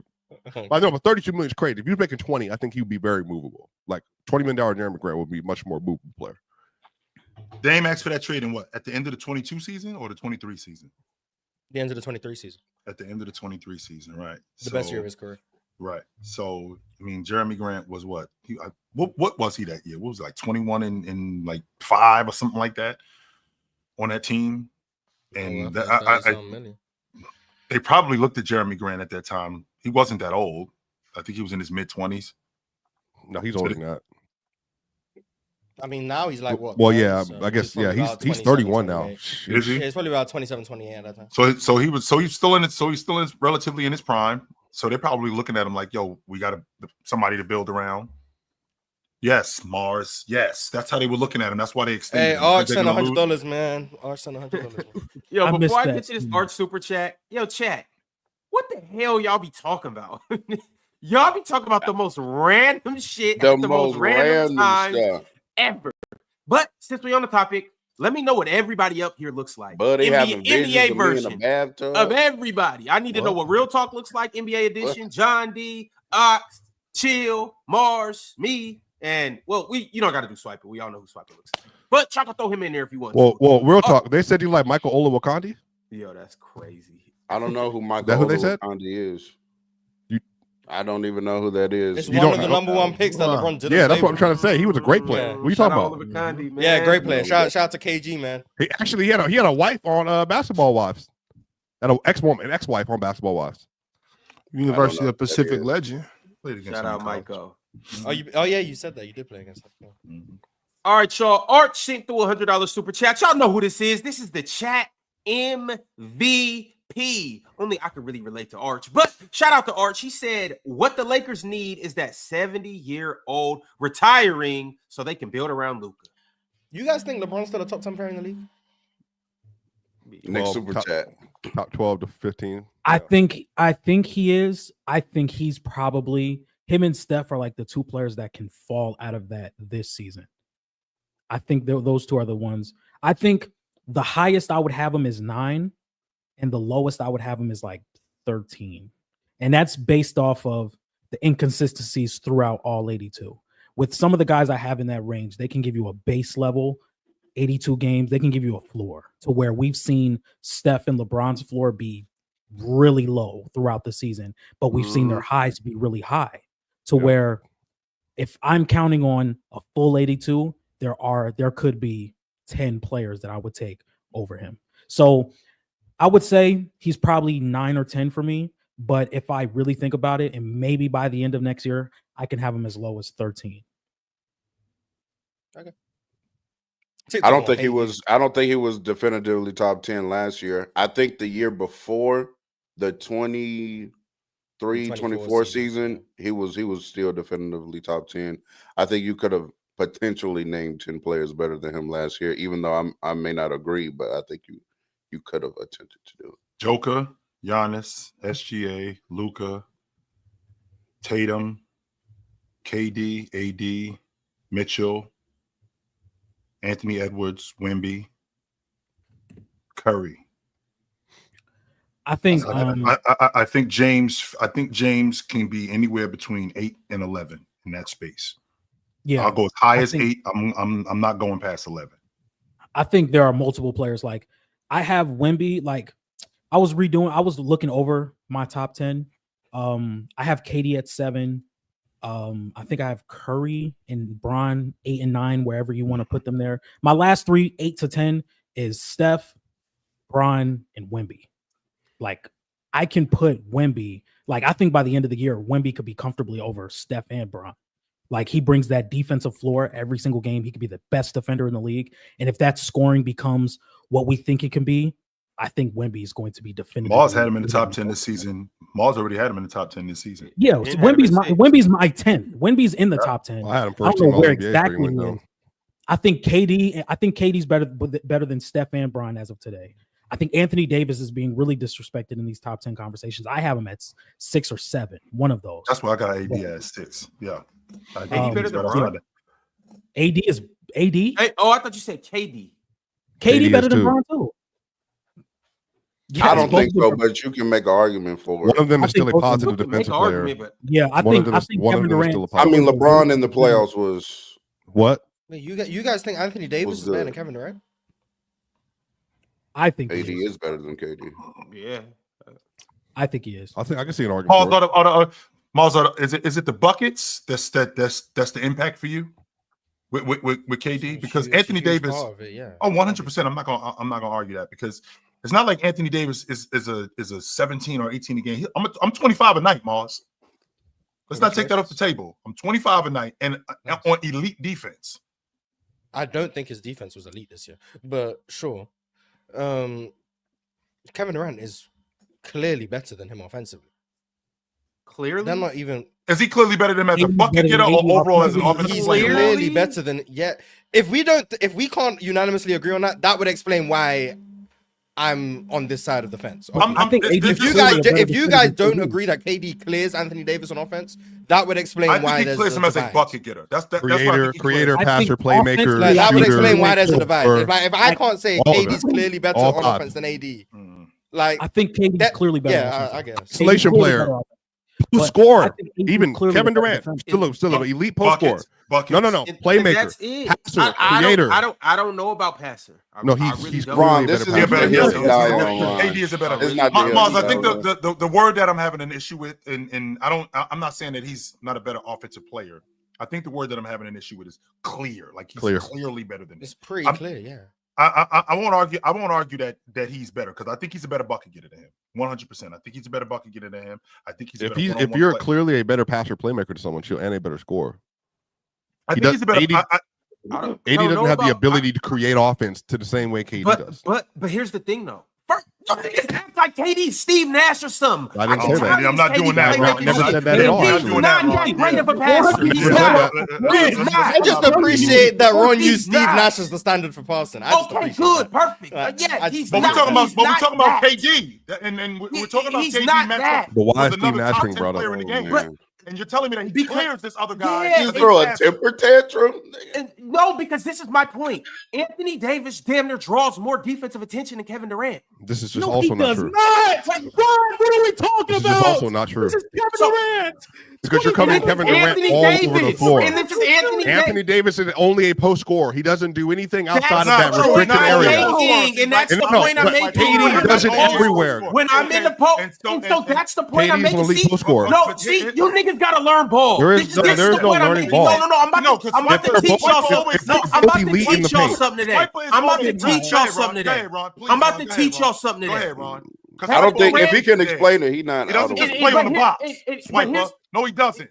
What happened? What happened? Anthony Davis does not just play on the box. No, he doesn't. I said the But when he paint. plays on the paint. box, Then he he doesn't draws play more in the attention. restricted area. Okay, but chill. When he plays in that area, he commands more defensive attention than Kevin Durant does on the perimeter. You're not just gonna go send the defender. But Kevin to Durant's elite everywhere. When he's ISOing you. I know Okay. that, Swiper. I'm not saying that he's okay, not. can I Hold just- on. are we- Can I finish my point? Go Omar? ahead. So what the point I'm making is when AD catch, and we seen it in that one game where you played for the Mavericks, where you went crazy. When he catches the ball on the block, you have to send a double. When you send a double, AD's good enough to pass where he could drop that alley-oop to Daniel Gafford and Lively like he was doing. He's good enough to find cutters. He's good enough to find shooters. When you send a double or even a triple, because he collapses the defense that much, and you have open shooters.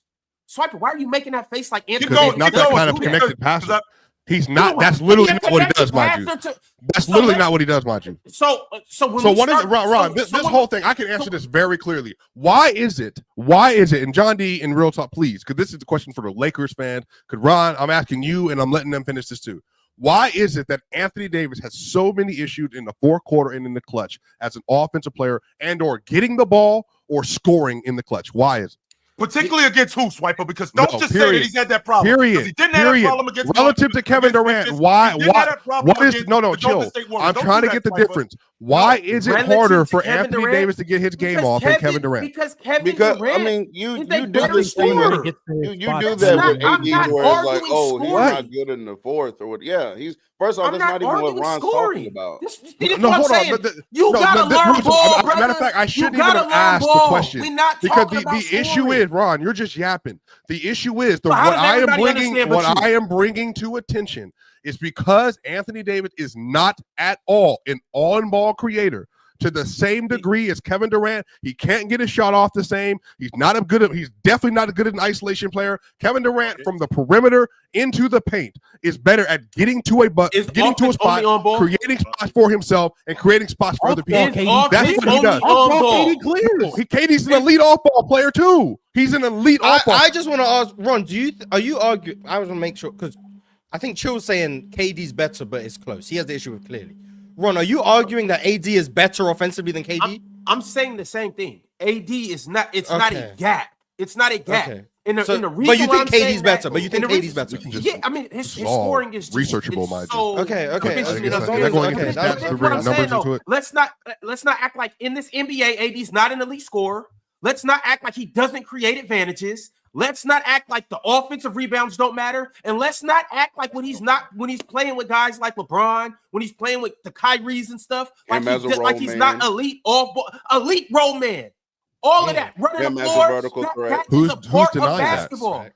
You are Swiper. No, at all. I didn't. See, that's the thing. Y'all don't actually listen when you're arguing. No, hold on. Real talk. Hold on. The reason why, stuff. I mean, that's fine. That's fair. Good argument. Might be the best play finisher in the sport. Right. But you're comparing. Yeah, exactly. That's a lot of value. No, but this is the issue with y'all. Y'all get so hung up on arguments that I'm not even making. He is an elite finisher. Something that Ron wasn't talking about. Okay, Swiper, but go ahead. Swiper, you just said it. Swiper, you just said it yourself. Okay, he might be the best play finisher in the game. How do we get to that?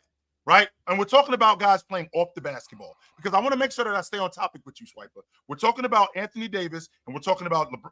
I'm sorry. We're talking about Kevin Durant as offensive players, and there is a gap. I don't think it's a huge gap, but I do think that there is a gap between those guys. If he's the elite play finisher that he is, I got to be good at diving. I got to be good at popping. I got to be good at finishing around the basket. I got to be good at putting myself in that true. space. I'm saying compare that to Kevin, who's also an elite play finisher with the at the rim. Swiper, and no. This is what I'm saying. Y'all don't listen. This is what I'm saying. You don't listen. Kevin Durant, I want to, and statistically can prove this, is an elite on-ball finisher. Period. Dribble, pull up, hezzy, drive. Not as great of a driver as he used to be. He can still get to the rim, get to the free throw line, three-point shooter, all that. Off the ball, Kevin Durant is still one of the best players in the sport.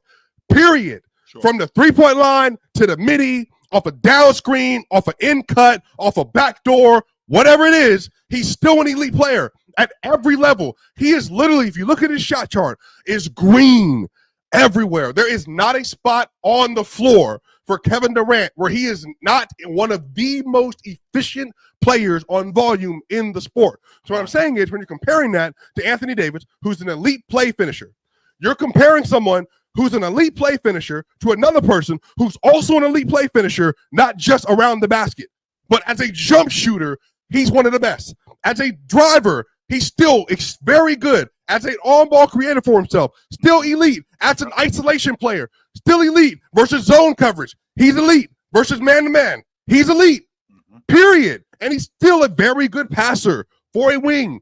Anthony Davis is a worse passer, worse creator, worse playmaker, and he can't score. And no, I don't think anybody can disagree with it. I don't think anybody can disagree with it. He literally cannot score proficiently outside of the paint. The paint. He doesn't have the ability, like Kevin Durant, to step outside of the paint and to manufacture offense as a passer, scorer, or creator. It's what I'm saying. So when you weigh him to Kevin Durant, the reason why Kevin Durant is who he is because he has the ability to be able to come at almost any defensive coverage as a scorer that you can put out there. The issue is, real talk, why he's not like, Jokic and you know Luka and all these other players. He just can't pass and play make like these all time numbers or Trae Young, for instance. Now, with that being said, that's my whole gripe with this whole thing. This is the reason why we got here. KD's playmaking and passing is not like that. KD's not Luka. He's not. I'm comparing. Nobody's saying that. No, you know, but he just said that AD doesn't do that, and I'm saying neither does KD. But KD he's doesn't better at it than Anthony defense. Davis, though. I don't think he's just so much better than AD at passing. Swiper, your point. So Swiper, I really don't. So Swiper, your point is valid about KD with the basketball. Now I'm thinking about with the basketball, it's a lot less difficult to guard when you have the ball and I got the defense in front of me, as opposed to Anthony Davis, who is a pick and dive guy, getting lobs at the rim, who's also a pick and pop guy at the free throw line or at the nail, knocking down shots, who's a roll man, to your point, in the paint, who's also one of the better transition players in the game. Now, I can appreciate your logic of KD having the basketball, being able to go one-on-one and to take guys and to draw the defense in. Right. But it's not as difficult to guard when a guy has the ball and he's in front of us, as opposed to a guy like Anthony Davis, who brings so much value to the offense when he's setting screens, diving, having guys, smaller guys on me, not just smaller guys on me, even bigger guys on me, where I'm dragging you away from the basket and I can take you to the rim and I can bust your ass when I get to the rim. I'm doing all of that stuff in addition to what you're doing. So when I look at your game as an offensive player, I'm also awesome offensively as a bucket getter, with the basketball in the perimeter, with the basketball in transition, with the off the basketball as a screen setter, as a pick and pop, as a slip guy. I'm awesome doing all of those things. I just think that the gap, me and Miles were talking about it, I think that the gap between KD and Anthony okay, Davis I'm gonna just bring, because we have to bring the numbers into it, because I feel like it's disingenuous for us to talk about this and then not bring up any numbers whatsoever after all, because we're talking about offensive value and what players bring to the table. Is that fair?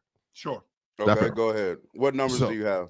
So I'm just pulling up NBA.com because we're just going. I want to just go to some of the just go to some of the you can do. I'm just doing the straight. Just go to the shooting stuff. Hey, Swiper. Go ahead. Before you get into that, don't put me to sleep. I'm with you, Swiper. Come on, brother. I feel tired. You're about to go to shootings, like shooting area numbers. Swiper. Yeah, wherever you want to go. We can go there. We can go there. We can go wherever you want to go. Let's discuss this. No, I'm just asking because you said offensive value. Wouldn't we look at like offensive like net ratings on off stuff like that? Yeah, I'm looking at it now. Yeah, so on off, no non-garbage time. Kevin Durant had a 118 offensive rating, and Anthony Davis had a 116.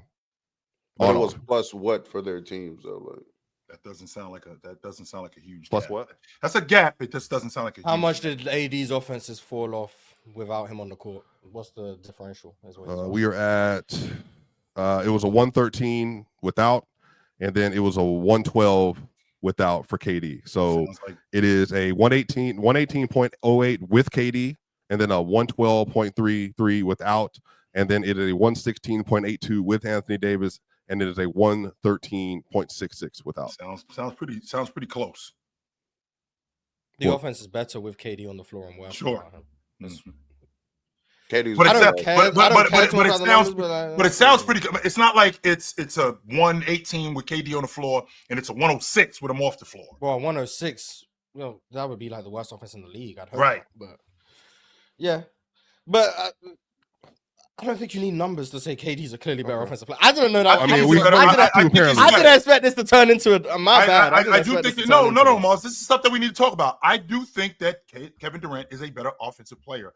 I don't think that the gap is as big as you say it is. That's all. I do think he's better, though. I don't understand how you score better, play off the ball better, pass better, play make better, and you're not clearly better on offense. I know Ron's on the side where he doesn't actually think KD does all of those things better. That's fine. I just disagree with Ron. But if we, as a collective of the other five, can agree KD does all of those things better, I don't understand how it doesn't get to a point where, okay, KD's clearly better offensively. I mean, I never said that Anthony Davis was a better offensive player than Kevin. I'm not saying I don't understand how we can't agree. Clearly, he's a better offensive player. So let's say there's two. I do think Anthony Davis' impact offensively does get understated a lot. I agree. So I just appreciate Chill and Ron making the argument, but I do think that KD is a better relative to Kevin Durant. Why? If one's clearly He just better. wants AD to get his But recognition. relative to himself, though, but he's a very good offensive player. I feel like we can give someone that recognition offensively without like just. I know, but in they're my even opinion, saying like- that. Well, at least Chill, not wrong, but at least we Chill never is said he was saying better. that KD's the better offensive player. So it's not even like he's making an argument that AD's better. No, but Yeah, that's why my hold point on. is I don't That- understand how that KD can sounds do all of like those such things a better and it's waste- not clearly better. That I don't sounds like understand such why a that's waste better. of air for us to get up here, and no one said he wasn't a good offensive player, mind you. No one opened up their soliloquy saying he was not a good offensive player. The conversation was about Kevin Durant versus being so Anthony Davis, narrow-minded. and then I brought up what Kevin Durant does better than Anthony Davis, and then Jan brought up some nonsense about he's not that good of a passer or playmaker himself relative to Luka and all these players. But what I did say, to back up what I was saying originally, he's clearly better at both of those things than Anthony Davis. And then that turned into, and then that turned into, well, Real Talk comes off the mic. Well, hey, you don't think Anthony Davis is not. You don't even know what I believe. I think AD is a very good offensive player. You're just comparing him to someone that from a skill set standpoint does everything, I think, on offense other than lob finishing. So is KD a better offensive player than Giannis? No, I mean, but that there's so many, for me, there's so many things that go into that though. Like Giannis' ability to get to the rim and create constant pressure in one general direction means a lot. And he's a very good ball handler and very good passer himself. Way better passer. Yeah, he does all of those things at a very high level. He just can't shoot. Giannis is also the reason why he's limited, though, for a lot of people like think SGA is a better offensive player, for instance. Giannis can't score mostly outside the restricted area, and he shot 47% on middies, but he shot 20-something% from threes. And then he shot 65% from the free throw line. Like, that matters. Like, you and can't. he shot like 25% on middies in the playoffs. But that's what I'm saying. Like, you don't get to just be like, Mars, that doesn't work with you. You know why that doesn't work with you? Because you're the same one who will talk about a small sample size when somebody get busy. I agree. So that doesn't work. But all year I was saying Giannis isn't a top 5 mid-range shooter in the league. We had the whole argument. But, So but then you're still I think 25% was an extreme. By the small Let me make my point. I think there was an extreme regression from Giannis in the mid-range, which I think is made evident by the small sample size. I don't think Giannis is a 25% mid-range shooter. I also have been very consistent. I don't think Giannis is a top 5 mid-range shooter in the league, like his regular season numbers suggested.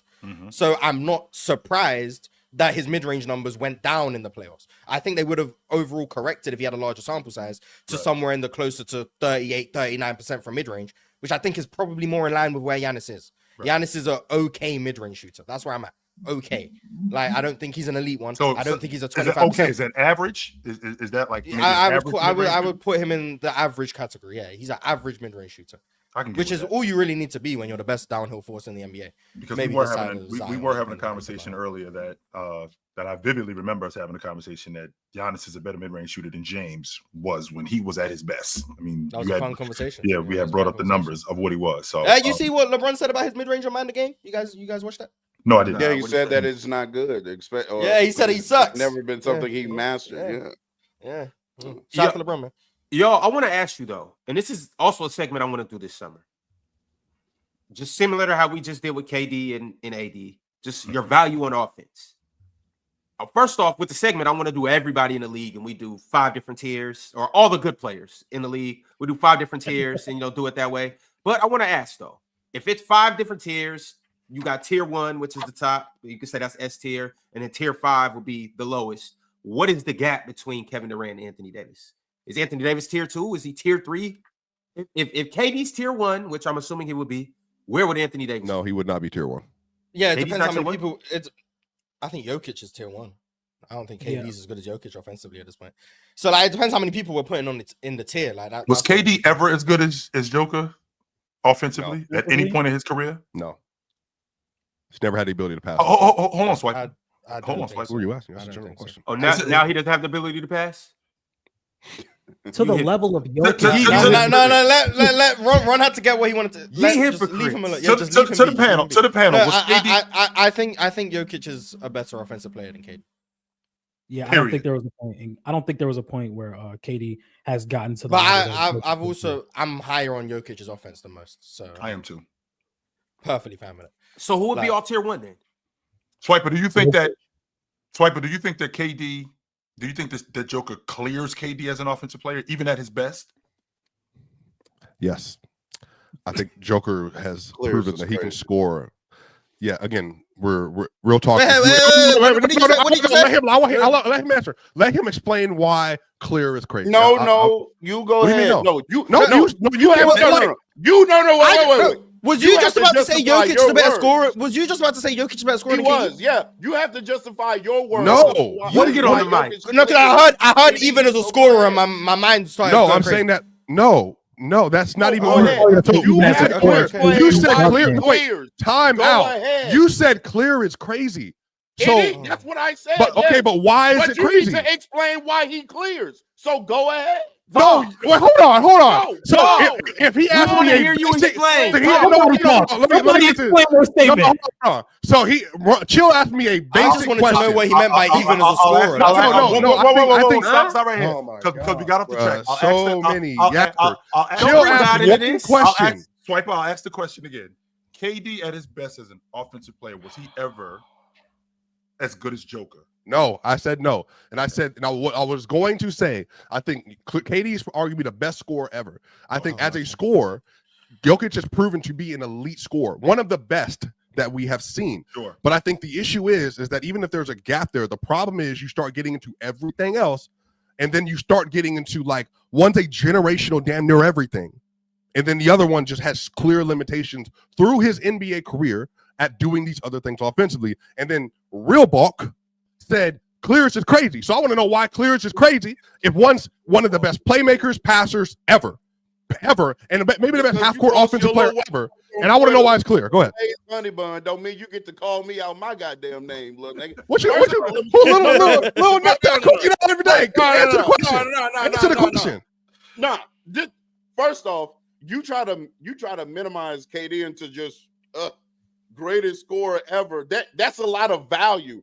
That's not. I agree. Who said it's not? If you calling him the greatest scorer ever isn't just another checkpoint for Kevin Durant. No, I said it clearly. He might be the greatest scorer ever. Very clearly. While you were talking, I was not talking while you were talking. Well, you did. That's how we got to this point. But I didn't. As you were saying, real talk. Okay, thank you. Hey, Ron, get him on ISO. Him being a 50, 40, 90 guy basically is what he is for his career. And now we're talking about peak Kevin Durant, who you have to add in the element of athleticism, right? 7 foot tall with that handle, that speed, that agility, able to generate a lot of rim pressure in his prime, while still being one of the 5 greatest shooters ever. Isn't just another checkpoint. It's not just another checkpoint. So again, I may even agree with you that Jokic is a better overall offensive player. My issue was you said clears, and no, he does not clear peak KD offensively. That is crazy. And you want to know why? It's because it may not be a player in NBA history that clears peak Kevin Durant offensively. They may be better, but clears is a stretch too far. And that's all I'm saying. Okay, so preaching. He preaching. The clears are LeBron. That clears him offensively. LeBron clears him. I think Michael Jordan's clearly a better offensive player. I think Nikola Jokic is clearly a better offensive player. And those are just the names just off top. The issue is that if you get in a half-court setting and you functionally do not have the same ability, I'm talking same ability, to pass and create angles to the way that Jokic and other players do, and including the fact that having that kind of size on the floor and dominating on the interior part of the paint, being able to score an elite level around the rim, from the floater range, and then also being a very good three-point shooter, and really becoming and I'm not that's crazy. That's crazy. I just want to real talk. John D, you might want to cover your ears. Does Jokic clear Kobe offensively? I think he's better. I think he's a better offense. No. Does he clear?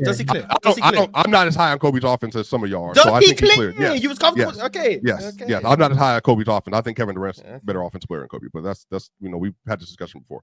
I think the issue not we're going to run into values passing and playmaking. I'm not going to lie to you. I'm not going to lie to you. I'm not going to lie to you. We can turn this into a Kobe conversation. We can finish the Jokic conversation. No, we're not. The issue is, and I didn't say Curry. Somebody said Curry. The issue is when you start talking about generating offense, I would make an argument that he generates offense better than anybody else that's touched the sport in Jokic. I could make the argument that he does. I think that the fact that from an advantage standpoint and creating pressure towards the rim, I think everything, because all the stuff you put for AD, screen setting, finishing, passing, playmaking, all of it is all tier 1. Literally all tier one all time. Sure. And then on top of that, to be one of the best scorers that we've seen at that position, especially over the last 5 years, including the playoffs, I think matters a lot. I think the fact that there are really very, very small sample sizes of you not being able to have multiple elite scoring occurrences versus elite defenses, Jokic is one of one. And even just this year, like we just talked about this whole Thunder series where it wasn't great. Even if you want to talk about the Thunder series, which I think he was up and down, I think even the two best games that he had in the series with the 42-16-7, he had 40-10 games against Caruso and them dudes. This is the best. No, that was against 40-10 games twice. That was against that's a big deal. That's a big deal. That's a big deal. Yeah, it wasn't against Caruso. They put Caruso on him in Game 7. They put Caruso on him in Game 7. So you telling me about 40? They did. Caruso was the adjustment in Game 7. Against him. And Caruso was the primary. I watched the game. Caruso on the box. That you talking about that one game? Yeah, I said Game 7. Oh, okay. I said Game 7. Yeah, that's what I said. I said Game 7. I'm sorry. And he's telling me about 40-10 games. I won on Caruso. I don't know why you brought it up to me. What do you mean they weren't on Caruso? It wasn't on Caruso. Game 7 was Caruso. He's talking about He's talking about one game. He's talking about just I'm talking about the Game 7, the game in which Caruso was the assignment. Okay, so Game 5, 6, Caruso wasn't the assignment. Caruso had the assignment in the second half of Game 7. Yeah, it wasn't the whole series. Not only that. So the games when he had 40 and 10, the games when he had 40 and 15, Caruso wasn't the assignment. They purposely got Caruso on him, and he got Caruso in the mid-range, and it was Caruso wasn't the assignment. Caruso wasn't the assignment. Caruso was the assignment. He wasn't. I watched the series. Caruso was the assignment in Game 7. I watched. That's interesting. So why wasn't he the assignment the entire series, Mars? It's called making adjustments. We just figured it out in Game 7. It's called making adjustments. We got way up to Game 7. Like, you know what? It's called making adjustments. It's called making adjustments. In Game 7. It's called making adjustments. We've heard of that term many times. I have making heard adjustment. Yeah, you make an adjustment. Not in Game 7 though. Pull up data baller. Yeah, no one's ever made an adjustment for Game 7. Give me a break. No one's ever done that. Yeah, no one's ever done that. Okay. Let me look at some data. Shout out to Caruso, man. As you were saying, D-Real. No, it's perfectly fine. I think the issue is if you start having conversations with other players, like Jordan, I think he's a better playmaker passer than KD. I think he's a better, could be better scorer. Just depends on what you want to value with there. Because obviously mid-range shooting, three ball wasn't the same. I think as a driver, just obviously it's not even a conversation. I think Magic has an argument as well. Again, Magic's issue is the scoring stuff. He doesn't have the same level of KD, but the passing and the playmaking. I think he might be the best transition player of all time. Like, LeBron, Magic, Giannis, just depends on what you want to value. Again, scoring, passing, all that other stuff. I think that, again, Jokic is just one of one. He's elite in transition. He's elite around the rim. He's an elite passer. And, again, very good mid-range shooter. Again, now I'm not talking about like the Kawhi, Kevin Durant archetype, but like a floater. He's probably the best floater shooter of all time. And then I'm talking about he's a really good three-point shooter relative to the playoffs over the course of his career. He's had some lulls, as Marge pointed out, but he had some really high points as a shooter as well. And I think, again, just from creating standalone offense, I don't know. I honestly genuinely don't know how many players are better, if there is one better, especially in a half-court setting, than Jokic. So that's my. No, but I'm cool. But you can disagree. Yeah, I'm not. It's not even that. That's what I'm saying. Like people might disagree with that, but if you start going to Jordan and all this other stuff, like they all have stinker series. Jokic has stinker series. 21 Suns. We talked about that before. But Jokic also has these incredible scoring series versus the number one defense of all, like in the league and the Warriors, where it's 33 on +9 and he's just going crazy. And then there's nobody out there with him. So we've seen him go to some heights. No. I'm tired of you doing this thing where you do against the number one defense and stuff like that when you're also the same guy that says playoffs are all matchup dependent. So it doesn't matter where defensive ranks if they're not geared to the Timberwolves are geared to stop Jokic. Wait, stop. When they played that Warriors series, he averaged 31 on 61 true shooting in that series. Yeah, he struggled against. He did struggle. He wasn't great against Minnesota. What do you mean? But he so when you 31, 11, no, I'm not going to let you derail what I'm saying. When they played the Warriors, that objectively is pretty elite. The Warriors that season, who was there to guard Jokic? Who was playing the five? Draymond Green. Draymond. It was Kevon Looney and Draymond. It was Kevon Looney and Draymond that year. Kevon Looney and Draymond. Okay, when KD struggled, and then Anthony Davis the next year. So who you think is the best defender in the sport? With who backside? All right, now we're doing backside stuff. Really? So you're saying you can see obviously Jokic is an incredible basketball player, a great basketball player, obviously. But I think we can all agree that the stats are a little dependent on the style of offense. You know what I'm saying? It's more of a scheme thing. You know what I mean? Like it's all But ran through him. The reason why they run that, the reason why their offense is that way is because of Joker's skill. Minnesota locks up Jokic. That's why they run their offense that way, because of Joker's skill set. They don't run that offense just because they got. By the way, the last time Jokic saw the same team that they built, the last time they saw Jokic just saw the same team that's built to beat him without Murray and MPJ in that same game. He had 61 points. So, like, what I'm saying is that, like, yes, shout out to Russell Westbrook. That I do understand that, like, they are built to stop him. But again, 31 in a series on plus like 5, and then you have 61 points the last time you see them when they're fully healthy. So I'm saying that, like, obviously, like, there are advantages to building around to beat Jokic, but Jokic is also decimated. Do you think Jokic's playmaking gets worse in the playoffs? I think some of that becomes dependent on who's around him to a degree. Because I do think bigs, it's harder for bigs, I think, when you're being trapped to that degree. I do think that can affect it. So yes, I do think there are ways for you to be able to do that. But I think some of that's also effectual. Like, it just depends on what you would like. For instance, in game 5, when Jokic had 20 potential assists in that game, like, I think the playmaking was really good. Into the playoffs, it's the same. No, it's not. It's not. You know why? Because it's no. But that's what I'm telling you, though. Again, this is where you start getting into basketball nuance with the conversation. When you start scheming, When you start, it's not deflecting at all. That's what you start. Real talk. When you start scheming, versus prime example. Does LeBron's playmaking get worse in the playoffs? Because of what you saw, like in series versus the Warriors in 2015, when he was turning the ball over like a madman and he was 39% from the field. Did his playmaking get worse? Or would you say the situation around him affected his ability to play make at the same level that he normally does? I would say that, sure. Because I think actually, if you just look at opportunities created, I think LeBron was probably playmaking at a similar level. I think with Jokic, it's away from just guys aren't making the open threes he's creating. Is the shots at the rim that Jokic farms in the playoffs that he creates, they aren't there in the playoffs. That's been for his teammates.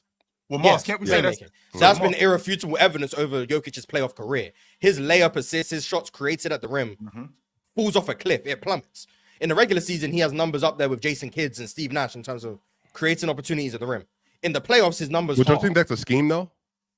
Like, if I think because the Nuggets are the lowest 3-point volume shooting team in the league, and the only way he creates more threes in the playoffs and less shots at the rim. Because I think the way teams guard against the Nuggets and the way you guard against a team that has Jokic, because he's not the downhill threat that other guys are, and he's not the ball handler that other guys are, and a lot of his layup stuff comes off designed actions and cuts and all of those things. Teams are able to scheme and take. That goes to Ox's point about scheme.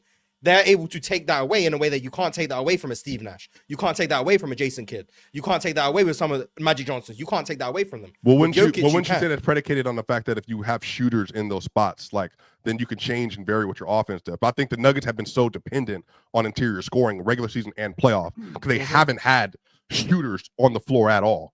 I say, especially in 23, they did. In 23, they did, and I think that's why they murked. And even then, his layup assists and layup shot creation. I know, but then the 3-point. I think they had more 3-point shooting over the course of that run as well. And I'm saying that, like, even now in this run, like, I'm estimating this is an estimate. I think now with the level of 3-point shooters they have, I think if you do now try to do what the Thunder did to him, try to do what the Clippers did to him, they're going to have so many options as jump shooters this year relative to what they've had, that I do think that's where you're going to see where the curve flips. But the issue is, if to your point, Mars, when you talk about throwing the ball out to Peyton Watson or Russell Westbrook, that's not a good pass because they're not good shooters. I think the issue is if the offensive limitations around the roster vary to the degree that I think they were the best interior scoring team, I think, since the tracking era started this season. Sounds accurate. They were scoring damn near 60 points in the paint a game this year because they had no 3-point shooting.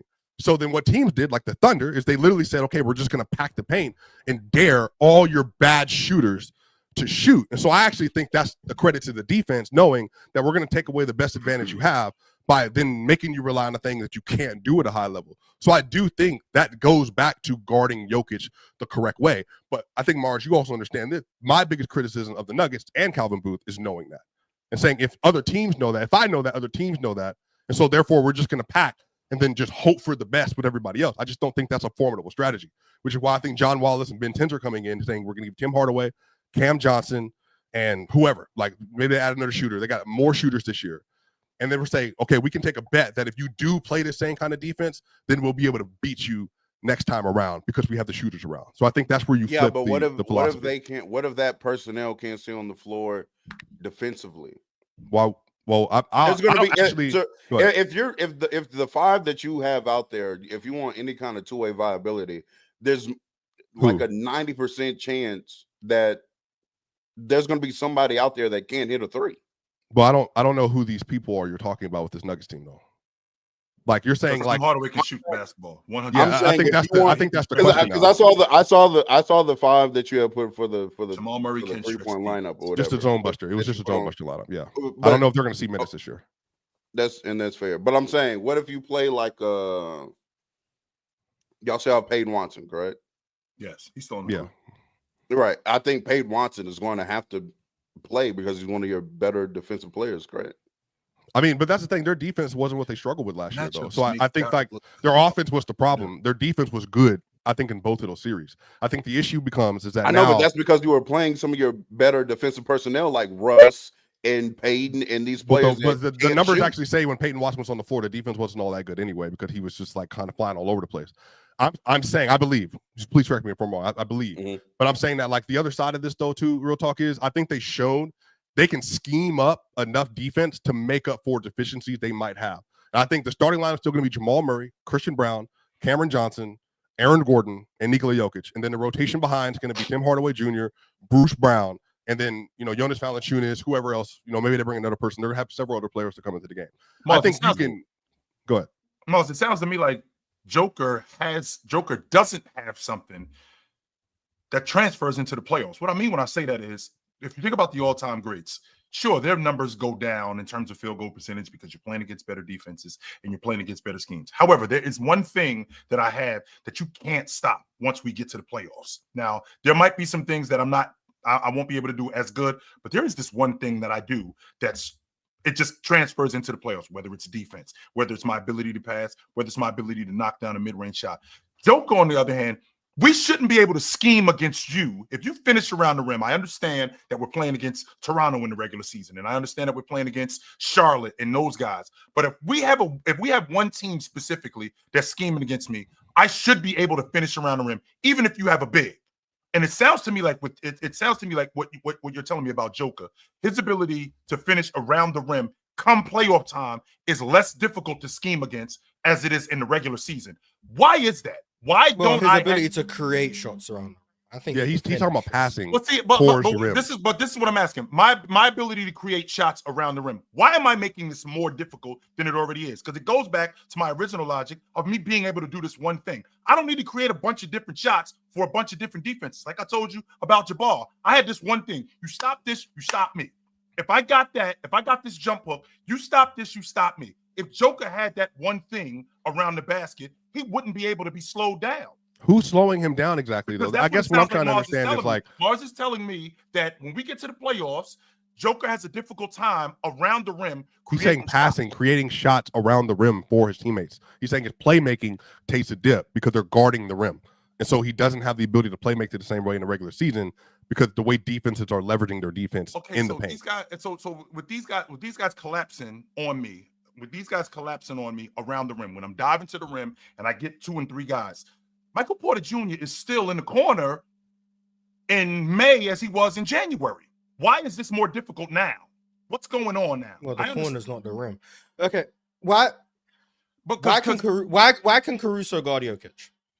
Because the Oklahoma City Thunder I think that they apply enough help for him to be able to take chances, to be able to be more physical. I don't think that he should be able to cover him, but I think Oklahoma City provides enough help where they allow him to be more. And with forceful. Caruso guarding Jokic, where's Chet? At the rim. If Jokic was able to score over the top of Caruso with consistency, sure, would they be able to guard him with a 6'5" individual? Well, Caruso guarded him for. Hold on, Swipe. Keep going, Moss. Minimal which possessions. Would then mean that you'd have to have a big guarding Jokic, correct? Which would take away the rim protection because Chet's playing help side because he doesn't need to guard Jokic primarily, right? I'm following you. Why did Rudy Gobert not have to guard Jokic primarily last year? Why did Rudy Gobert not have to guard Joker in the paint? That's a good question. Because they had Cat, right?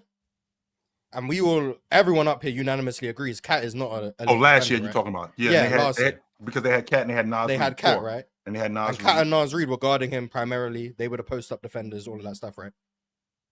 If Jokic was able to abuse those guys in the post, that would, in theory, mean they would have to switch the matchup.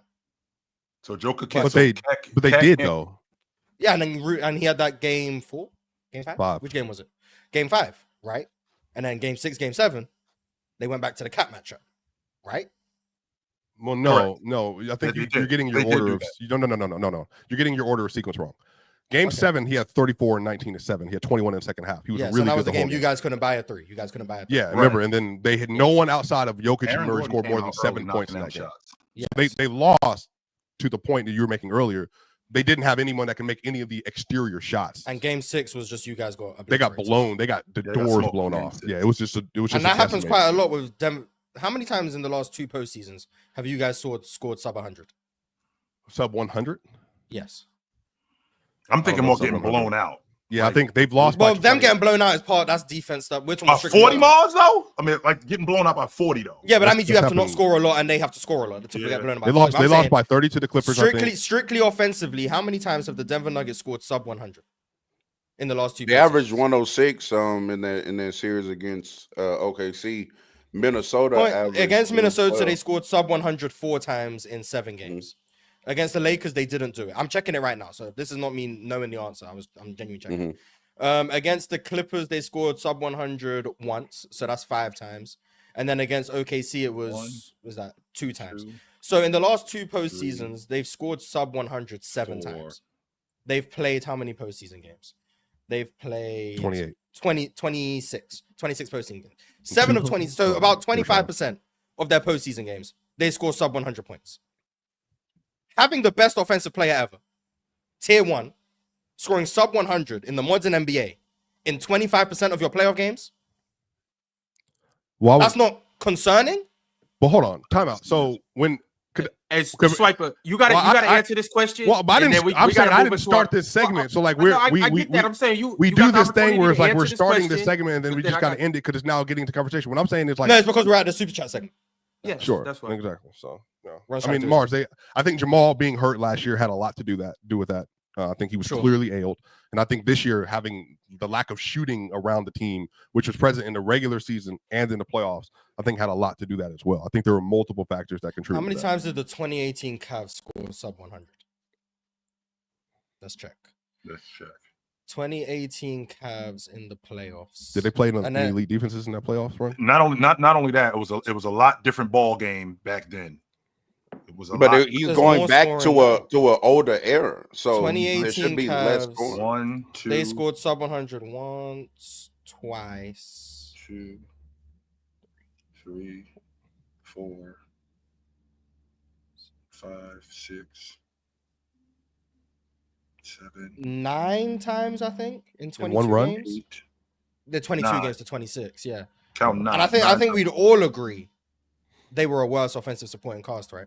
Yes. In a worse offensive time 7 years ago. Absolutely. Yes. And it's 9 times. And they did play against the Raptors, who were a good defense, the Celtics, who were an elite defense, and the Warriors, who were an elite defense. So yes, they did play against some elite defenses. Yes, and the games, and one of the games they scored sub 100, they won the game. But that's neither here nor there. It's about offense. Point being, like, even that's concerning. And we can all agree the 2018 Cavs are one of the worst offensive supporting casts we've seen. And them scoring sub 100 in an era that was 7 years ago, like, I don't think that's really comparable. Like, we're talking about the modern NBA where teams the average offensive rating is like 115 in the playoffs for the Western Conference. Oh my God! Well, I'm saying I don't think that's the case. I'll look this stuff up and then we'll bring it back because I don't want to. I mean, I guess for me, like, I feel like this is. I think the issue is they had a 105.6 offensive rating against the Thunder in the series. Yeah, I mean, but is that like Denver had the with Jokic on the floor though? Like, or Denver had the 11th ranked offense in the playoffs this year. Yeah, they didn't have an offense without Murray or Jokic on the floor.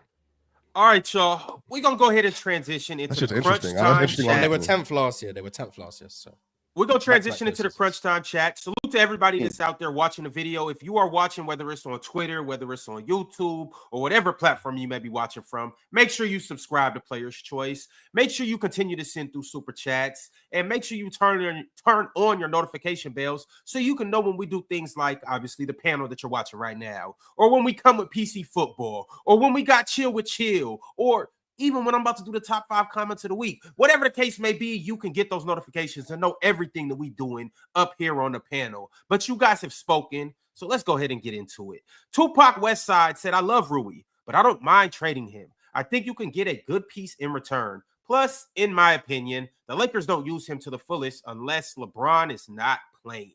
Thought he'd be really good with James, but I like the upgrade of Wiggins. I do like that because of the defensive value. They'd be crazy not to do that. They would be. Yeah, with LeBron on the floor, it's 2 4s on the floor, and then Rui's trying to play the 3, and that's what. I wonder if James could get Andrew Wiggins to play faster, like because Andrew Wiggins could be a really good transition player. He's a great athlete, and at 29 years old, I wonder if he can get him to play faster. Well, shit, that's the thing. Like that's what I was saying earlier. I don't think Bron needs to put the battery in Andrew Wiggins' back. I think Wiggins he already got that. You know what I'm saying? Like I think that's a really good move for the Lakers. Yeah. And they should have did that good. already. All right, y'all. Pimp named Slickback sent through a super chat, clapping back at somebody up here. He said, 1, yeah, I live in Japan. I'm stationed here. 2, real talk, you don't even have a team, sir. You sleeping with one woman on Monday and her cousin on Tuesday. Make up your mind. One man can't serve 2 masters. No, you can't have multiple hoes because you can't afford multiple hoes. Don't speak on my pocket situation. If you had the means, then maybe you could. And you tried to make it seem like it's a bad thing that I got one for Monday and one for Tuesday. Hell, I may have one for Thursday, Friday, Saturday too. You don't even know. Look, the fact of the matter is that I can cheer for the Lakers because I grew up in a Laker household. My dad was a Laker fan, so I was ushered into it. And I'm from Houston, so I root for the Rockets from time to time. It's okay. It's fine. Stop trying to police fandom. That's what's wrong with some of the NBA community right now. We're trying to police fandom. Worry about your teams. Fan police going on, and I'm worried about me. Daddy Pig said, OG is cooking. Sure, you was cooking up? I don't know. Yeah, I don't even know when that was sent. Yeah, I'm just here to talk basketball with the fellas. That's what I'm here. I just work here. Shout out OG Pig. World Peace said, do y'all think Amin Thompson is a better defender and athlete than 80s Jordan? Athlete, no. Defender? No. Mm-mm. No, I don't think that. I'm not as high on Jordan's defenses. Yeah. Yes. Athlete, no. The one thing, just like we talked about with Kawhi Leonard, the one thing, one of Jordan's biggest flaws as a defender is off the basketball. He gets his head turned a lot. He gets lost in rotations. He makes up for it because he gambled a lot, and he was able to he was able to shoot gaps. But you get him with his head turned, you can definitely take advantage of him, especially if you're a shooter. Sure, he was able to gamble and shoot gaps and all that because he had Scottie Pippen. Hold on, you said 80s. Scottie Pippen. No, yeah, he said. I know he said the 80s, Ron, but I'm just talking. I'm saying Jay's defense really wasn't defense until Scottie was there. You know what I'm saying? Jay defense wasn't shit without Scottie. I was watching and chill. I watched a 1990 game of Rockets versus Chicago. The ball pressure from the Chicago Bulls in that game, bro. The Rockets were having a hard time just getting the ball to Hakeem Olajuwon. Scottie and Mike were some demons out there. I ain't gonna lie, they were some demons. LD. Who was more a demon though, Scottie or Jay? And by the way, that was Scottie Pippen just learning how to play defense. Like he wasn't even there yet. He was becoming that. But go ahead, Ron. I'm sorry.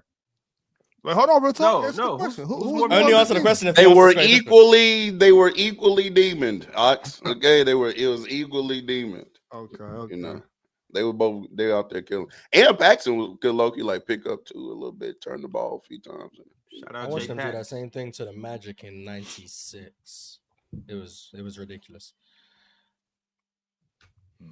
LDN Hoops sent through a super chat and said, as a Mavs fan, knowing 77's weaknesses, trade Reeves and Vando and Gabe to Brooklyn for Claxton and a New York first and second round pick. Brooklyn then gets an Eastern All-Star caliber guard who they can pay 5 years, $150 million. Then trade seconds and connect for Ayo. If that's what you need for Ayo, I would do that. Claxton's been trashed for 2 years, so like I'm just letting you guys know. If you guys are investing in Claxton, it has to be because you think he can get back to what he was in like 2022. Because if you're betting on what he's been the last 2 years, that's a bad investment. But I would go for Ayo Dosunmu if you could, for sure. If you're the Lakers, yeah, absolutely. I don't think we reinvest into another center like we just got a center. So. Yeah, you can never have too many centers. I think. Well, True, maybe even like but 6. But like, I'm not. two, but with we already don't have like that many assets. So to use more assets on another center when we need stuff like POA and all that. I feel it. Yeah. Shin shot through a super chat and said Jokic is the second worst scorer out of all the tier 1 offensive players. Magic is first. So is it his playmaking making him clear these players? Who are the tier 1 offensive players? Swiper outlined them. I think this is directed towards you, Swiper. MJ. But we do know that if he's saying this, then he doesn't have Steve Nash as a tier 1 offensive player. How dare you, Swiper? He's so obviously tier 1. Me? Swiper? Steve Nash? No. Swiper, who do you think? Jordan, LeBron, Yoke, and Chamberlain. No, maybe Steve. Yeah, Steph? He could be the Steph. Yeah, Steph. Obviously, yeah. Jokic could be the worst outside of Magic. But I mean, yeah. we talking about Will Chamberlain like Kareem at better offensively, I guess. I mean, Kareem tier 1 too. That's fine, but Kareem's better offensively than Will. But he can still be in the conversation. He can still be right there. That part I'm not going to argue. I think Jabbar is better. But Swiper, the question was, what is the separator for you saying like Jokic clears Kobe? I think he was saying, all these guys that you said that he clears. KD, it's just the playmaking. Well, I think that's the most important thing in the sport. So, which I've said for a while now. I think, playmaking and the passing, some of the creation. But KD is a better offensive player. That's why I think it's important that his playmaking gets worse in the playoffs. That's what I'm saying, man. Like, I don't hold the same opinion as Mars though. So, and that's the thing that I'm having a difficult time. We don't hold with, the same opinion on that because you think that playmaking is the most important thing in the sport. If Joker was a bucket getter like KD with buckets, he is a bucket getter though. He's not like KD. KD is not maybe a 1-on-1. KD is though. That's but I'm saying that like we've seen Jokic in the playoffs. We keep doing this. Like and the chat obviously thinks I'm whatever in some other area about Yoke.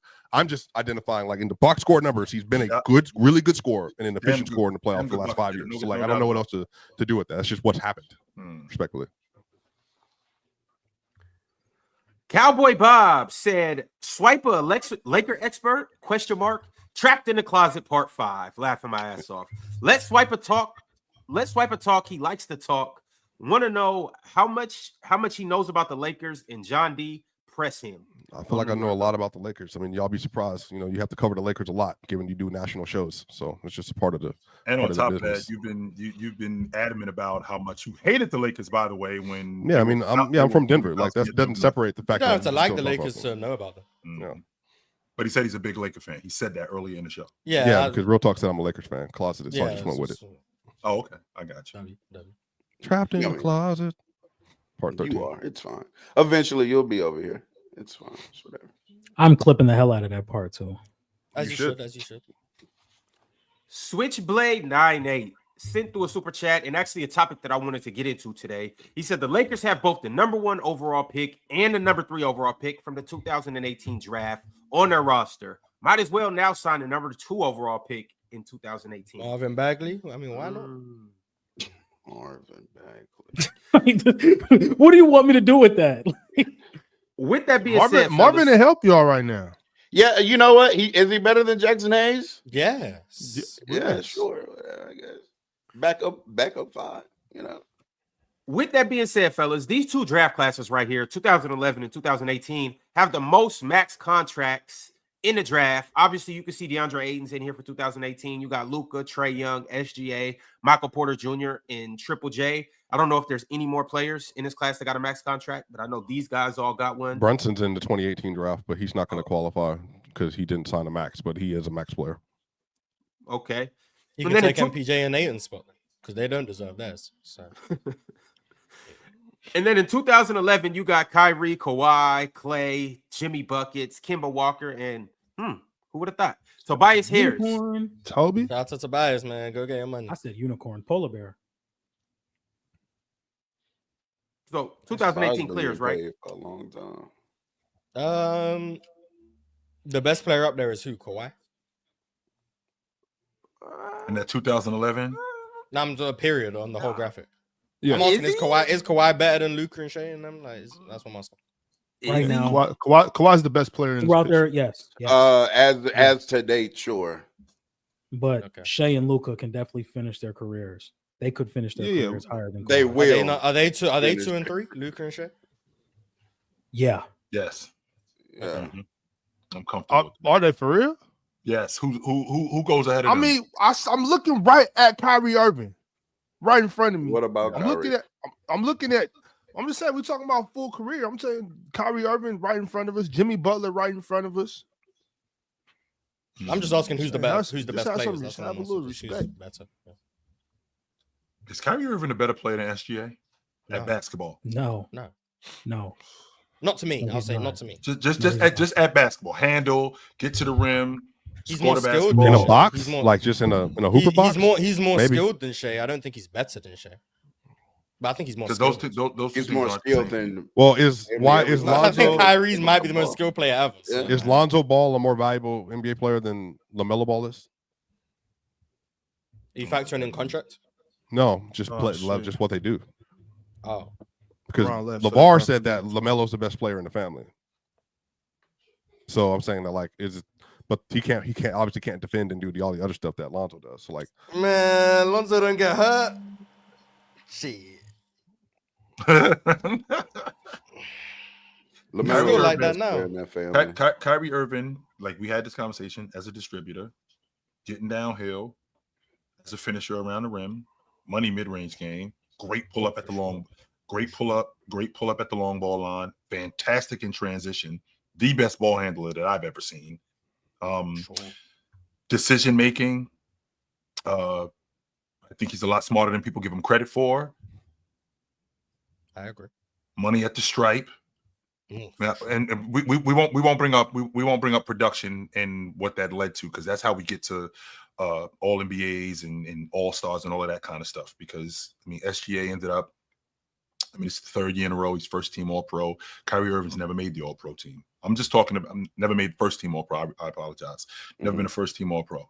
With that being said, then we go to the defensive side of the ball. Kyrie Irving has lapses where he can get lost and he won't compete as much. And I think that that's a knock on him as an overall player. This is when we talk about the skill part of it, Mars. When you talk about Kyrie Irving might be the most skilled in what aspect? Are we talking about just him as a ball handler? Are we talking about him as a ball player, overall ball player? Because rebounding is a skill. Defense is a skill. Your ability to pass, that's a skill. And if you couple all of those things together, is Kyrie Irving the best at all of that stuff?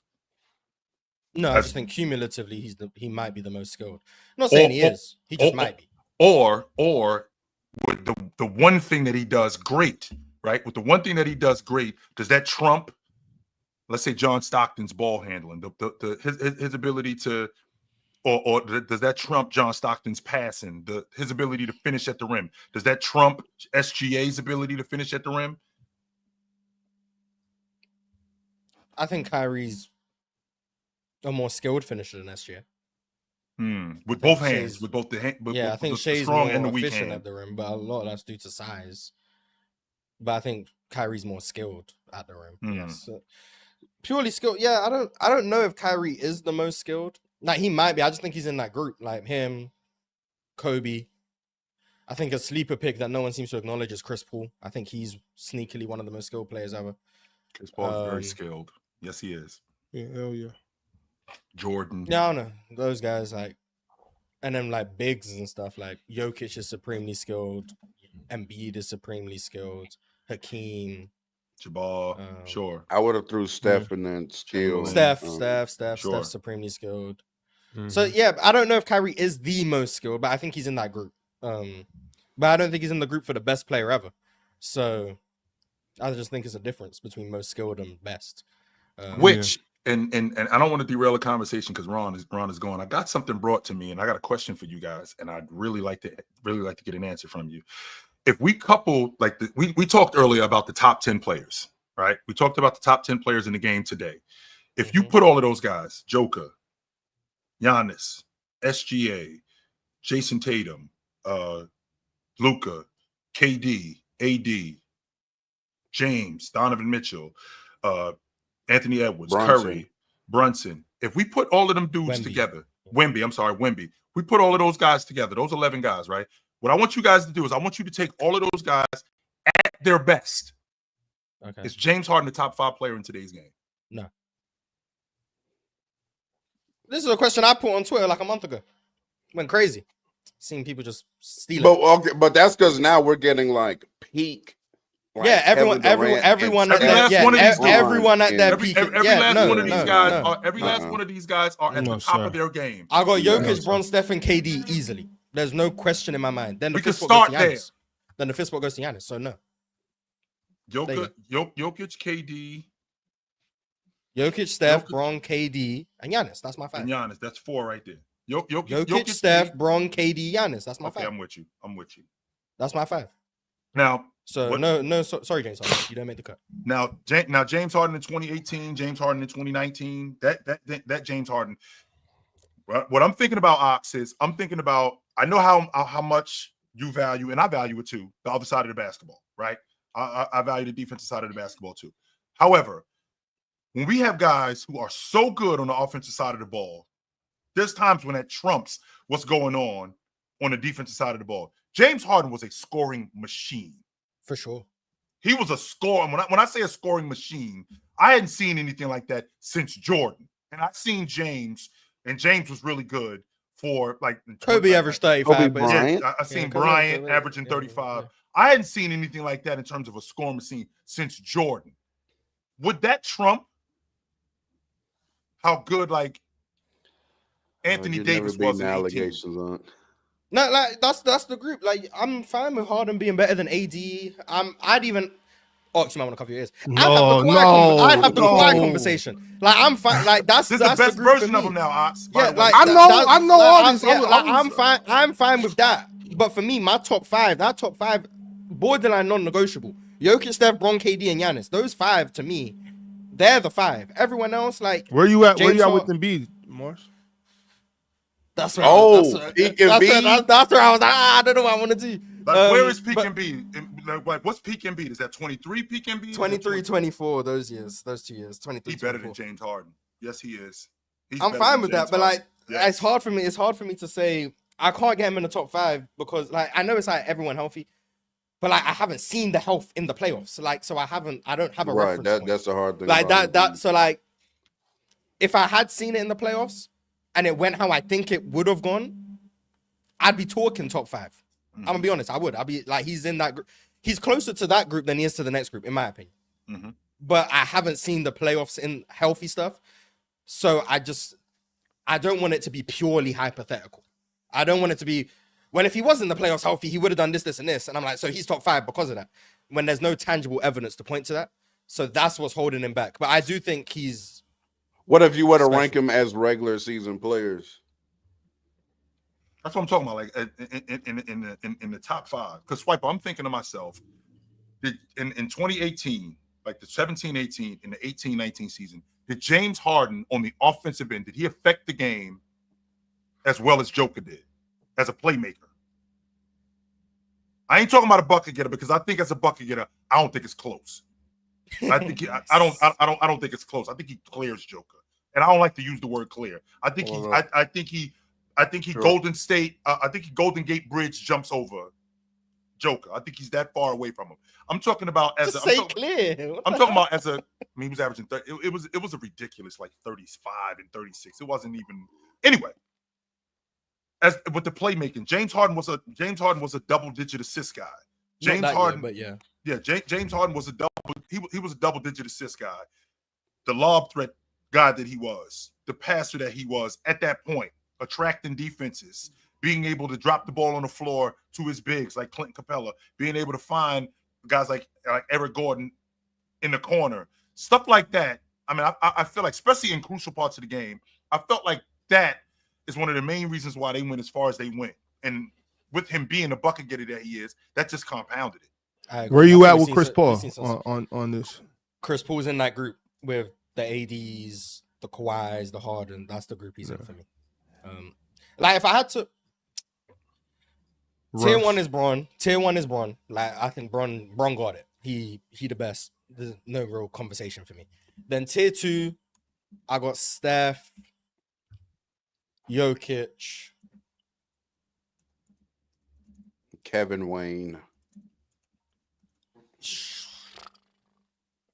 I don't know if I've viewed. Did we forget like 20? I have not forgotten. I have not forgotten. Why are you talking about Michael Jordan's not in the league? I'm sure. Yeah, I'll put them all in the same tier. Jokic, Giannis, Steph, KD. They all go in tier 2. They all go in tier 2. Embiid is in tier 2.5. That's the tier Embiid's in. Embiid's in tier 2.5. Basically, like you would be tier 2, but you're hurt in the playoffs. Like you just tier 2.5. Yep. And then like tier 2.75 is Chris Paul, Kawhi, Harden, AD.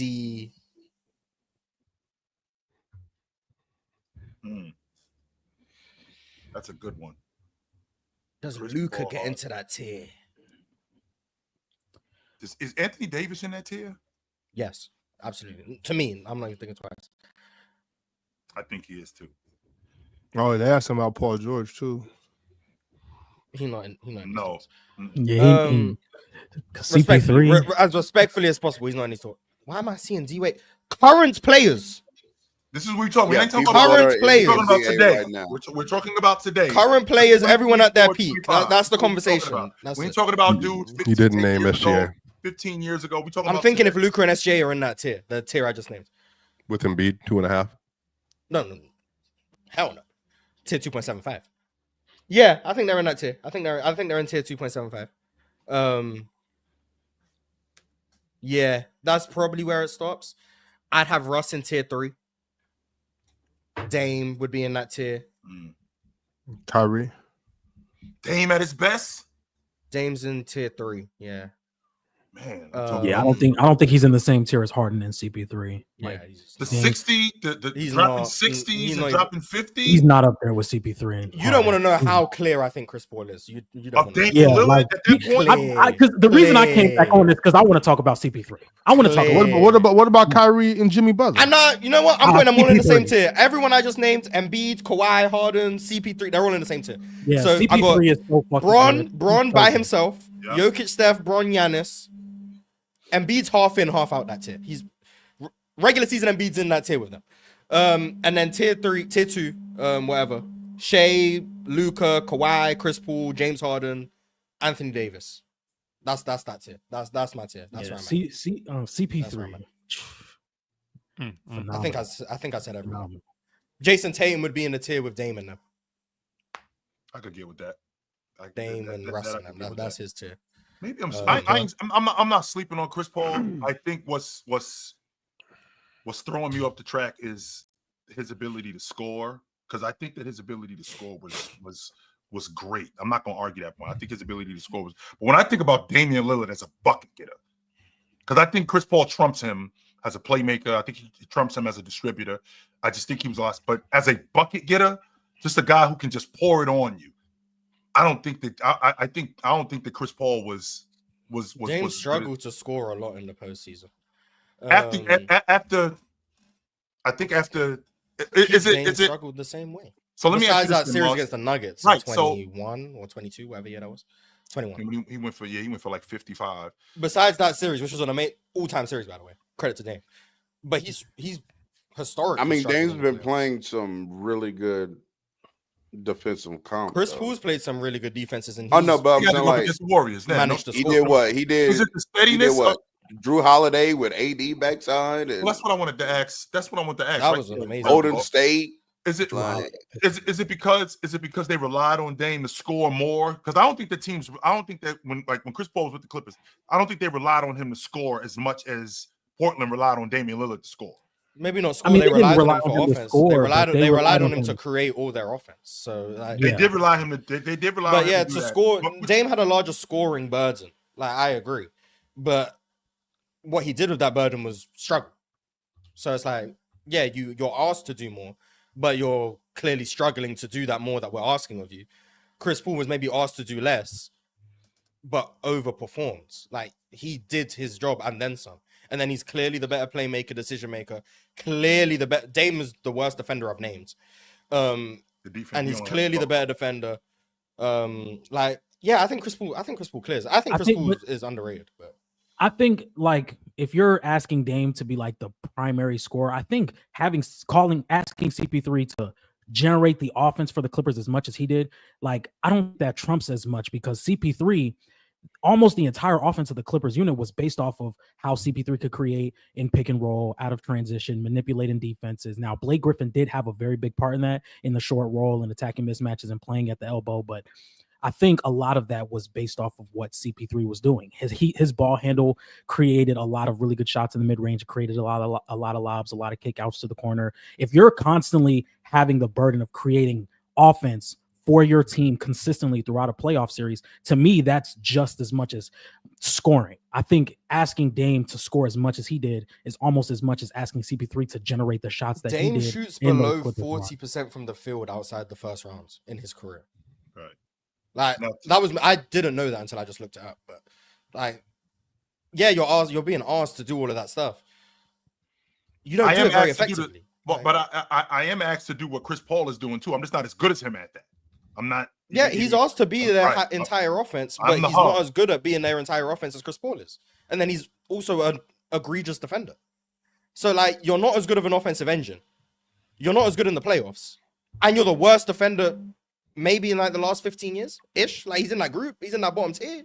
So it's like, But I am. I don't- yeah, it's not But close I to am me. one of Yeah, the it's better. not close. I am one of the better bucket getters. Which, I mean, In the I regular can't season, help it. sure. Yeah, sure. And don't forget, even in the postseason too. I've had some really good games in the postseason. Even past some the good second games round. for sure. Yeah, even past the first round, I've had some really good games where I've gotten busy. But I've also had some stinkers too. And I can say the same thing about. I can say the same thing Chris about Paul's Chris had Paul. everyone's had bad games. Yeah, Everyone's had great games. I can say the same absolutely. thing about him. I just think that Dame Lillard, the burden that he had to carry as a bucket getter, which I'm trying to make sense of why he had to do that, considering, I mean, he had a 20-a-game guy running with him, and CJ McCollum. Like, we don't give CJ McCollum nearly enough credit as we should. We're talking about a dude who for 6 years he averaged 20 a game. That's a big deal. I think it's 10 years Yeah. now. Yeah, Definitely. and I'm talking about running. I'm just talking about Yeah, running. yeah, I'm just talking about yeah. running with Damian Lillard. I don't know how many CJ was guards. good, I don't know how many guards have had backcourt mates that averaged 20. Had another dude running with him averaging 20 a game, where I can have that guy take the burden off me. With that being Right. said, Chris Paul, I get sidetracked with his ability to score and him not being the scorer and him just being a steady bucket getter as opposed to Dame's because it's a little bit louder. Yeah, Yeah. That's CP3 is like- quietly one I- of the best mid-range shooters ever. Yeah, Quietly. Diesel. Yeah, I hate to derail this conversation, but I know y'all don't want to stay after today. I don't think y'all feel like working overtime. Let's do it. So let's start knocking some of these super Go ahead, chats go off. ahead. That was Do a it. fun little conversation. Maybe Yeah, get it more was. deep into it. I actually think a lot of that's going to come back up when we do the like the Hall of Fame segment. The I Hall hope, of Fame, and, yeah. and I hope we don't try to stuff that in one day. You know what I'm saying? That needs to be like a That could be a little series, yeah. yeah, Hall like of a Fame week week. series or something. Yeah, You know Damn, what I I'm am saying? out of touch. I have no Yeah, clue Hall what of the Fame. Hall of Fame segment is. Someone suggested that we make our own basketball Hall of Fame. We just went over it Oh, yesterday. wow. Yeah, it's gonna be dope. It's gonna be So the dope. way the Basketball Hall of Fame is, some dudes like you gotta get your bags. Let's go, my man. You gotta go. We packing up Lenny Walker. Yeah, so yeah, Diesel, yeah, in fact, Diesel Mars is taking Elvin Hayes out of the Hall of Fame. Which is And James Worthy. James Worthy and Elvin Hayes out of the Hall of Fame. Mars is doing that. He's responsible for that. Just And Dominique Wilkins. Bye-bye. And Dominique Wow. Wilkins. Man, Mars might have to fight. This. Bro. Man. I got a high standard for Hall of Fame, man. I got a high Damn. standard. Elvin Hayes, James Worthy, and It's a Dominique. high standard. And bro. Neek. Neek is Yeah, out that's too. fine. Yeah. I'm Drake. Is that Drake? Drake. I'm Drake says this Laker defense looks nasty. I just seen they wanted to trade Rui for Wiggins, who is better individually, yes, but they can't afford to lose another defender, in my opinion. They're not losing. Who's the defender? Is he referring to Rui as a defender? Yeah, he's Because we can't be referring to Dalton Connect. They're not losing a defender in that deal. They're gaining one. They're not losing. Right. Anything. Yeah. I just don't understand why that's not the move. If that's what they're asking for, ship it out. I don't understand it.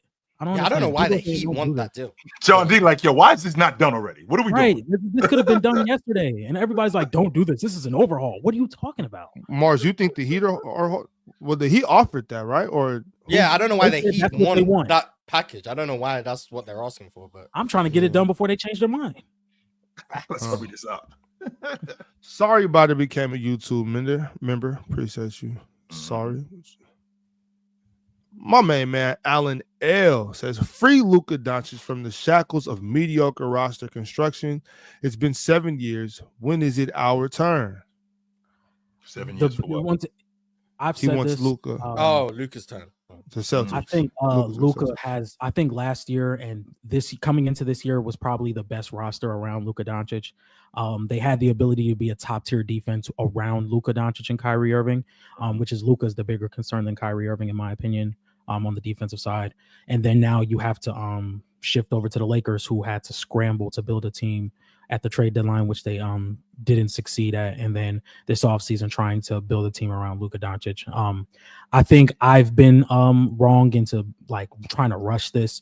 Maybe I need to be a little bit more patient with what the Lakers are trying to do, but I do think we will get to a point where we have a good to great roster around Luka Doncic. Maybe I'm just rushing it a little bit. That's because you see what Luka is, and it's like now. Like we this needs to. We don't want to waste any years. Whenever that's why I'm so adamant about what's going on in Milwaukee. And I know how Mars feels about KPJ, and I think we're on opposite sides. It's not a coincidence that this dude he ends up on rosters and he's either in the rotation or he's starting because this dude can play 100%. He can play. So the fact that Milwaukee is making an attempt. Now, don't get me wrong. When you got arguably the best player in the world, making an attempt only goes so far. Like we need to start doing something substantial. The difference here is, John D, this Eastern Conference, I feel like it's one of those spaces where I'm the best player in the East. We did upgrade at the 5 spot. We got younger, right? I basically got a younger, more athletic version of Brook Lopez who didn't really rebound as it is. Neither does Miles Turner, but he does rim protect. He will block shots. I know how you guys feel about Kuzma. I think this team can win. I think this team can get to the playoffs and make some noise in the playoffs. But that's not good enough right now for Giannis because he's 30 years old and he's in his prime. And we need to build a championship roster around him. And I don't think this is a championship roster. But I will say this. Gone are the days of the bomb squads. Because, again, I saw the Indiana Pacers in the NBA championship with a backcourt of Nesmith and Nembhard and Tyrese Halliburton.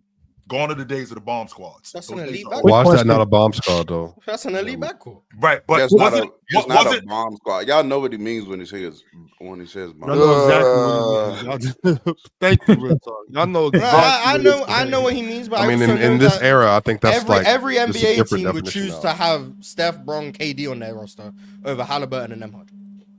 And you know what every team would also want, Mars? They want an opportunity to win the NBA championship. Yeah, and Steph, Bron, and KD give them the opportunity. 100% they do. But if I can do it like Indiana is doing it for less bread and play my style of ball and get there, especially in a league of parity like today, I'm 100% taking that. Hell yes, For I'm sure. I mean, yeah, teams good. teams want to find a way to win, but I'm just saying doesn't mean bomb squads are done. It means that it's harder now because of the money they make. But if they could afford to do it, they would. John D, well, I just want you to things know coming to those way. never stop applying pressure to Rob Pelinka, because when he gets comfortable is when he stops doing anything. Okay, so we have to publicly still apply plenty of pressure. So no, he needs to be getting this roster done ASAP and making it better. And it started with the DeAndre Ayton move. You get 2 claps for that. Now you need to go get Andrew Wiggins. You'll get 3 claps for that one. Okay, but keep doing your job, buddy. Yeah. I should have read ahead because Andre came with another super chat. He said, to be clear, I'm not saying Rui is a good defender, but when your lineup consists of AR, Luka with Ayton, who is terrible in the pick and roll, not many more options. He's not an option. He's part of the problem. Yeah, That's my disagreement on Rui. Rui's not helping the situation. Rui makes the situation worse. So like that's where the disconnect is. Like losing Rui to gain Wiggins is not losing anything. That's addition by subtraction. Some people think Rui was serviceable. I don't know. Yeah, that's he was decent. Like Rui would have these stretches where he was cool defense. I don't want to make it seem like he has stretches. He has stretches. Yeah, where his weak side rim protection for 2 weeks be like, oh shit, I ain't no real good at that. Or even he had a few possessions when we played Minnesota when he was guarding Ant like on the ball and he was able to move his feet and body up Ant a few times, keeping him in front like a few times. I'm not saying hello. Yeah, that's where you gotta show the heat on film. Like, hey. Yeah. Right. Exactly. But like he's in a general sense. He's not a good defender. Jonathan Frazier says, give me Milton and then a Wiggins or Rui Gabe Kleber trade, and we are up. Lakers in 6. We ride, baby. Let's go. Yeah. Whatever. If somehow we're convincing the Heat to take those guys instead of Connect and we get Wiggins, cool. we can go send off. Either way, like once again, no hate to these players, but Rui and Connect have to be gone before the season starts. They have to be. We have to bring in what we need. They just don't provide what we need right now. They have to be gone. Like, chill. Why? When is the whole league gonna just like link up together, click up, and conspire against the Lakers and be like, yo, nobody do no business with them for the next 3 seasons, the next 3 off seasons. Literally stopped us from getting Chris Paul. I don't know. That's one thing. That's one thing. Real talk. I'm saying that right there. See, that right there should have been the beginning of the standard. War. Yeah, that should have started the war. You know, Sun Tzu says when you get momentum, you don't stop the momentum, you keep it going. They should have blocked them from that, and then from there on for the next 3 seasons, they should have did more. Like, nah, we're not trading with y'all. We don't want him. You know what I'm saying? Nah, we cool, bro. You good. You know, like just blackball the Lakers for 4 seasons straight. Even if the trade makes your team better. Yeah, like under no circumstance can you do any Lakers. No business with the Lakers. If they're trying to give you Bron for a role player in a first round pick, nope. Can't do nothing with the Lakers. We gotta do nothing. Yeah. Marlo became a new YouTube member. Shout out to Marlo. Kuzma Al Qaeda says day 2 of trade Kuzma. Chill, fight him. RP Hota. I'm interested to see what Kuzma looks like this season with Milwaukee. The whole season. That's what I know how y'all feel. I know how y'all feel about him. I do. I know how y'all feel about him. But I'll be interested to see what he looks like this season with this Milwaukee team. I will be interested to see.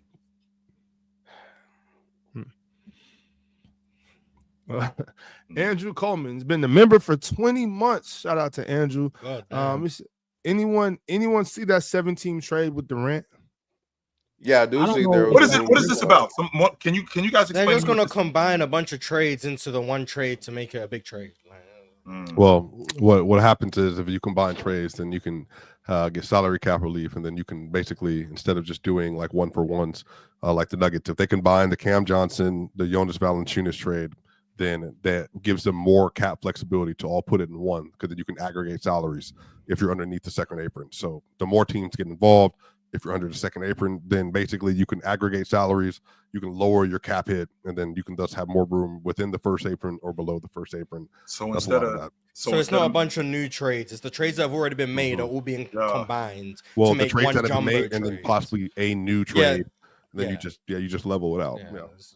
So instead of making a bunch of, instead of like, for example, what you guys did, Swiper, with the Valanciunas trade and with the Cam trade, instead of that being multiple transactions, make it one. Is that what I'm understanding? Mm-hmm. Yeah. Okay. It's kind of cool though. Like, I'm curious to see like how it all stacks up. Okay. They're gonna have to start figuring things out like this, just loopholes. And people are they're gonna get creative about. One day I want to see I want to see a trade that involves every NBA team, like a 30-team trade. That'd be dope. Mos Neff says Mos Neff became a YouTube member, but we know Mos Neff. He's not new around here. Yeah, appreciate you. Mm-hmm. Joe sent a super chat and said, "Don't forget Jordan Goodwin. Love what he brought. He brought he was cool. What game was it? What game was it where he made like he had like the worst like minute stretch where he was just doing nonsense? Oh no, but then he that was hilarious. Did he have good I can't minutes even remember what it was this year? but it was bad. Was it in Phoenix? He had a game in Phoenix where he was playing well. I can't remember. It might have been he had a few good games with us. He could be solid for the right team. The Celtics game, shout out to Jordan Goodwin, man. What was the dude that had the gray hair like Ox that played for Lakers that one time? That had that one. Andre Ingram, the teacher. Yeah. Oh yeah. He came back the next season for like a game too. Did he? Just ain't do anything. Yeah, he just ain't do anything, so it didn't get any story on national headlines.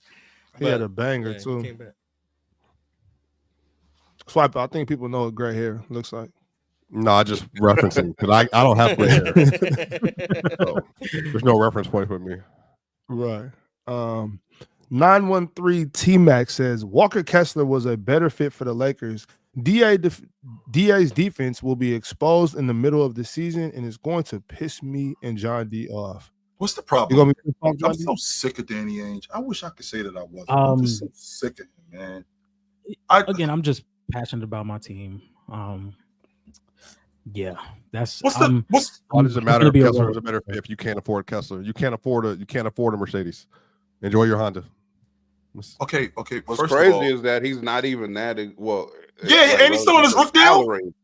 He's not. Isn't he still on his rook deal? Yeah, but we don't know what Ainge is saying. Ainge also didn't like Lakers. Why would he trade? We got Bugatti, we got Lambs. We didn't got all that. We got a garage full of Lambs and Bugattis and all that shit. We can afford.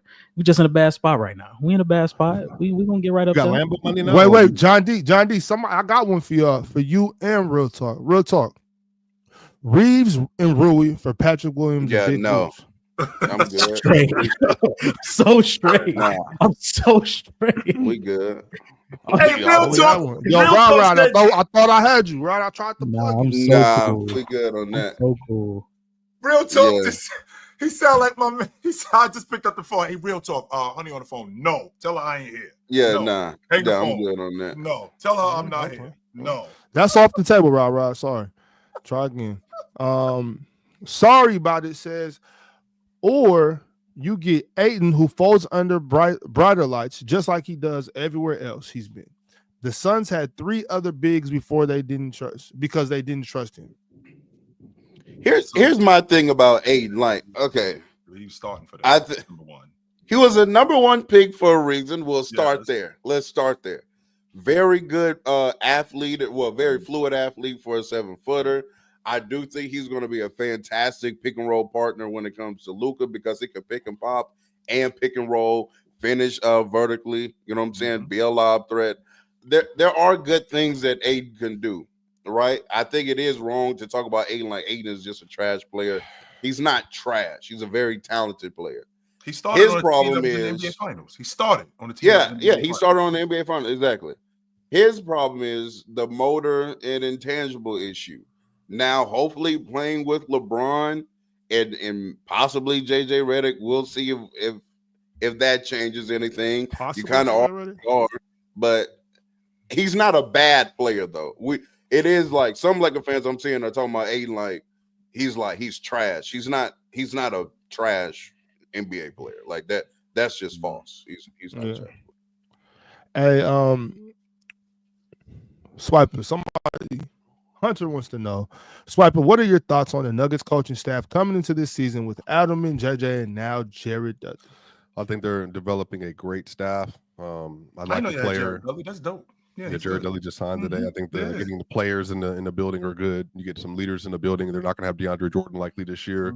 They're going to be an older team, more veteran savvy team, with still a young base as well. So I mean, getting Jared and JJ Barea, I think it's really big, and I think Jared Dudley will absolutely be a head coach in the league at some point. So this would be a good chance for him. This will be I think the most involved he's been as an assistant coach. Might be first assistant coach run. So really excited for him. What are you looking forward to with Adelman this season? I'm looking forward to interviewing them. Adelman is a basketball genius, and so having Dudley, Adelman, JJ Barea, and Cam Johnson in the building, and they are all basketball savants, asking them questions about hoops and not narratives.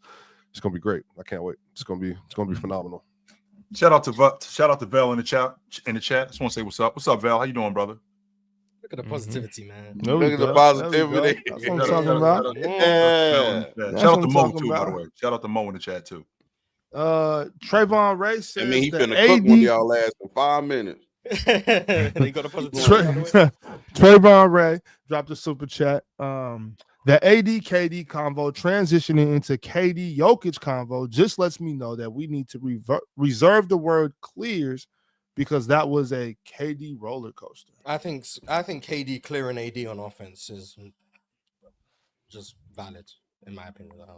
I didn't know that was going to start a debate personally, but yes, there are words. You did that shit on purpose, man. Yeah, there are words that trigger. You knew that was going to trigger somebody. No, I asked about Jokic and Kobe for a reason. That was to start a conversation, but the clears KD bit, nah, that wasn't my intention. I do think we say that word a little too loosely. I know I do. I say clears and cut and carried, and I don't mean it like that. It just naturally just comes out. Yeah. You know what I'm saying? You said Chris Webber clears Joker. You did say that. No, I said he was bet. Did I say that? Yes, you might have said clears. I probably did say that. But y'all know what I meant though. I know. Whatever you meant was still wrong, but yeah. That's okay. EJ says most Bronsexuals were previously T-Mac fans between 2000 and 2003 because they hated Kobe. Mac got hurt and Bron came in. Then they made the switch. Y'all think that's There true? is a T-Mac to Bron pipeline that did kind of happen, but I don't think it had anything to do with Kobe per se. It didn't. But even though Bryant T-Mac was like that, that's what I know. He was. And even though Bryant and Tracy McGrady were in the same conversation at one point, I mean, I don't think that the people who didn't like Bryant just completely just went over to James's side when James first showed up. No, that's not, because I know I didn't do that. And I was a fan of both of those guys, both Bryant and Tracy McGrady. And I didn't immediately just forget about Bryant and Tracy McGrady and just jump on the James bandwagon. I didn't do that. No. I did like James when he first came in, but I was also still digging Bryant and Tracy McGrady. Yeah. I mean, when Bron got to the league, T-Mac was still dope. So yeah, they played on Christmas. T-Mac had what? 2003, yeah. Yeah, T-Mac had what, about 38? Don't no one care. T-Mac was giving him work. T-Mac was giving him work. And that's what happened. Yeah. T-Mac did used to cook Bron though. I mean, T-Mac cold, bro. Like, let's not get it twisted. Chill. Back to Basics wants to know, can Jason Tatum be a top 3 to 5 player in the world again? I know Swiper gonna hate immediately. Tatum, then when healthy, is a top 4 stamp it.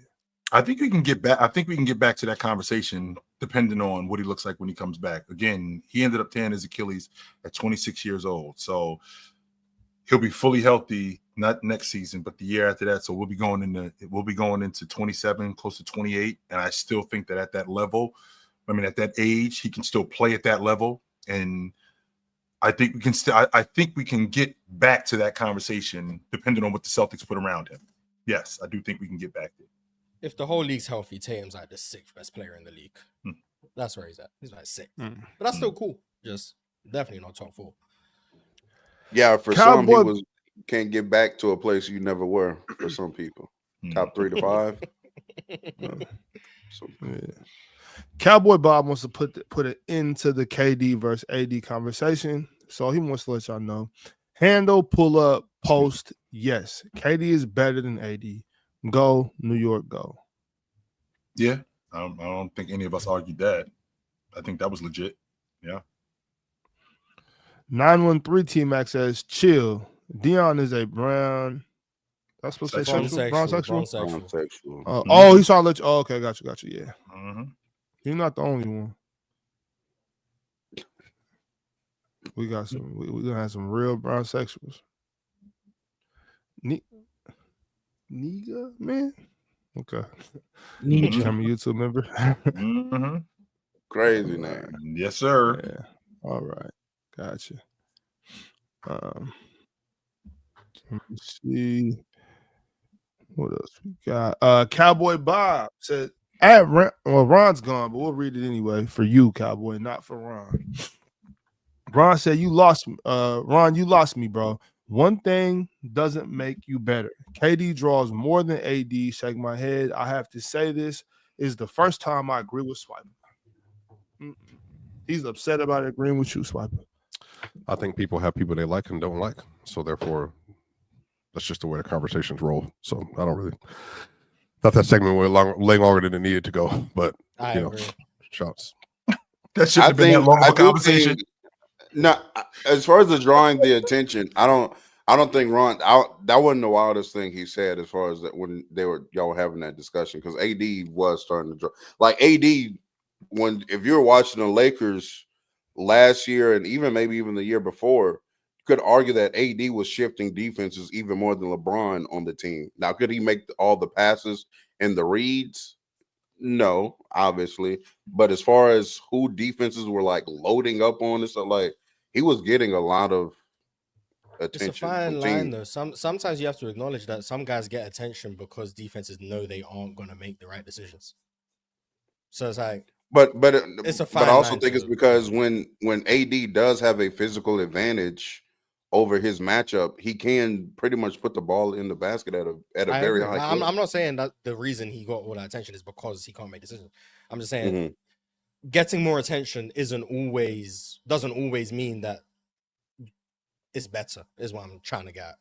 But I think AD does get a lot of attention. I think this year when he was on the Lakers, he got a lot of attention. But I think some of that is just due to the fact that the Lakers are just really bad at post-ups. So you were able to just double the Lakers in the post, and they didn't really have counters for that. So some of it's just schematics as well. But yeah, I think it's just a lot that goes into it, more than just how much attention do you draw. Yeah. Most of the super chat to defend James Harden. Peak prime Harden was insane, man. We've seen some all-time great peaks in the last decade. Yeah, we know, Mo. Insane. Stupid autocorrect. We got you, Mo. Don't worry about it. Arch would have sent $100 to correct that spelling mistake, but it is what it is. Field Boy 7 Mars. Kawhi and Embiid should be same tier for real. I ended up putting them in the same tier. You did? Yeah, I ended up putting them both in tier 3, so that's where they ended up. They're going to be two of the hardest players to rank, and I think like once their career is over, and I think that they're going to be the two most like with the most discrepancy. Like you'll have somebody say they may be top 20. You may have other people saying they barely in the top 50, or I just know especially Embiid. Yeah. I know what I saw. Yeah, that's especially Embiid because Kawhi has the. Kawhi at least has like the rings and stuff. Yeah. Embiid don't even have that. Like I know. Well, he went and got that gold medal though. So he did. I'm Drake says, in terms of pure hoops, I don't know how Kyrie isn't over Shea. He does everything Shea can do and is a better shooter. Always close to 50, 40, 90. I think he's more skilled than Shea. Yeah, I think he's more skilled. Oops. I just don't think more skilled means better, but I do think he's more skilled. Yeah, more skilled definitely doesn't mean better. MP13 is tired of this Dame shit. Look at Dame in the playoffs after the first round. They're gonna say, "Look who we played with." No, some of it's like Dame just like he wasn't that good in the playoffs. Like, it's what it is. Like I think Dame's amazing. I think Dame would be tier 4 probably. The more I think about it, I actually don't know who would be in that tier. Some people have asked me about Brunson and stuff. And I say, I actually don't know. But like Dame was really good. I just think like comparing him to like Chris Paul and them, it's like, nah, he's not that. Yeah, he's not there. Like that's maybe I hold Chris Paul in too high of a regard. I don't know, but like he's just not in that. You don't. He's not close. He's not close to me. His name he would be in the same tier like Darren Williams was in the 2010s or 2000s. Dame's better than Darren Williams to me. But I mean, relative to the era, I'm saying Darren wasn't like Nash and Kobe and all that. But Chris, Yeah, kind of. Paul Pierce to me, I will never like. He wasn't in any of those tiers. He was always below them. But he's like, Yeah, he was good, but that was guys above him. So I just feel like the Dame got the short end of a stick on a lot of things. I think he was a very, very good player, and for whatever reason, we value like Steph's shooting and his shooting like gravity, but like that doesn't come up enough to me for Damian Lillard. How gravity only like in general comes up for Steph. Dame wasn't playing with most other people. Dame wasn't shooting with Clay. We had this argument months ago. It doesn't hit the same. About who started the half court 3-point shot, and I brought up Dame that he was the orchestrator of the deep three. But Gil was shooting them from like 05. I'm saying like now, like people say Steph was credited. But I think I've always been on the side that I think Dame has deeper range than Steph. But that's like controversial. But Dame's more of a push shooter though. I think push shooters you have to have a push shot. I think to shoot that far. If that I think you can just see Dame's more. Steph has he can do it too. Yeah, I think you can just see Dame's more comfortable shooting from out there. Like I don't know. Just watch them both shoot from like crazy. Like you can see it's more. Dame shoots his regular jump shot from 35 feet. Steph, you can see he's launching it. He's accurate, so you give him credit. But like Dame is clearly more comfortable, in my opinion, shooting. KD's never had been a long 3-point shooter. I think a lot of the shooters that are up here, like. That's why Kyrie doesn't have crazy range. Like Kyrie will go to about 28, 29. But you talking about 35 feet, like that's Trey, Steph, Dame, Garland's got some crazy range. Like the only one who shoots with like a 2-motion type shot from out there is like LeBron. Like LeBron's got ridiculous range. Everyone else. Can we acknowledge also? I just want to acknowledge there were people shooting 30-footers. Now they didn't do it nowhere near as regularly. But like yes. Vince Carter, Kobe, Tracy McGrady. Chris Jackson. Yeah, Kobe would shoot. It really was Chris Jackson. It really started with Chris Jackson for real in the 1990s. Yeah. Trayvon Ray. Also, because I heard his name come up, forget CJ McCollum. What? Because of the CBA? Because of the CBA. Because he was heavily involved in that. I do think it was a drastic overreaction, in my opinion. A drastic overreaction. Hold on, y'all. I'm having a little bit of a casual moment, and don't tell me. CJ just got traded to. Don't tell me. I completely forgot about this. There's so much stuff that happened. Think Jordan Poole. Oh, yeah, just give him the answer. Yeah, damn. Yeah, I had to think. I was like, where did CJ go? Because I was like, the Pelicans. Yeah, Jordan Poole in Washington. I'm excited to see Jordan Poole and Zion on them, by the way. But go ahead. Are you? Yeah, I think that's gonna be a fun team to watch. Same reason I think Charlotte's gonna be a fun team to watch. Not because they're gonna be very good, but they're gonna be fun. Like, I'm just excited. Phoenix. They're gonna be as long as they're playing teams at their level. Like it's always good basketball. Bro, watch Herb Jones gonna go for one person. Unless it's Chicago versus Charlotte, that's terrible. Which I've had somebody say to me that the Lakers are going to pick up the telephone and call up New Orleans and ask for Herb Jones, and Joe Dumars is going to hang up. I was willing to give them rings until they got goddamn fears. Yeah, no more. They could have got rings from me for Herb. They could have got. That's what I'm saying. Chillerman made it very clear yesterday that you're not allowed to call and ask any questions anymore. Y'all wouldn't trade free for Trey Murphy. John D. Then it would have been Luka, Herb, Andrew, Bron, Ayton. Boy. Hey, nah. Don't. I can't. They go. They would have been cooking. But it's not. All right, y'all. Let's get back to these. Yeah, let's go ahead and get to around the fantasy land now. Trayvon Ray says Ayton seems like a player who gets judged because of who he didn't become, as opposed to just keeping the evaluation to just who he is. Number one overall pick. That's how a lot of draft picks that happens a lot. It's the same reason players get judged based on their contracts. People say Greg Oden was a bust, and he wasn't a bust at all.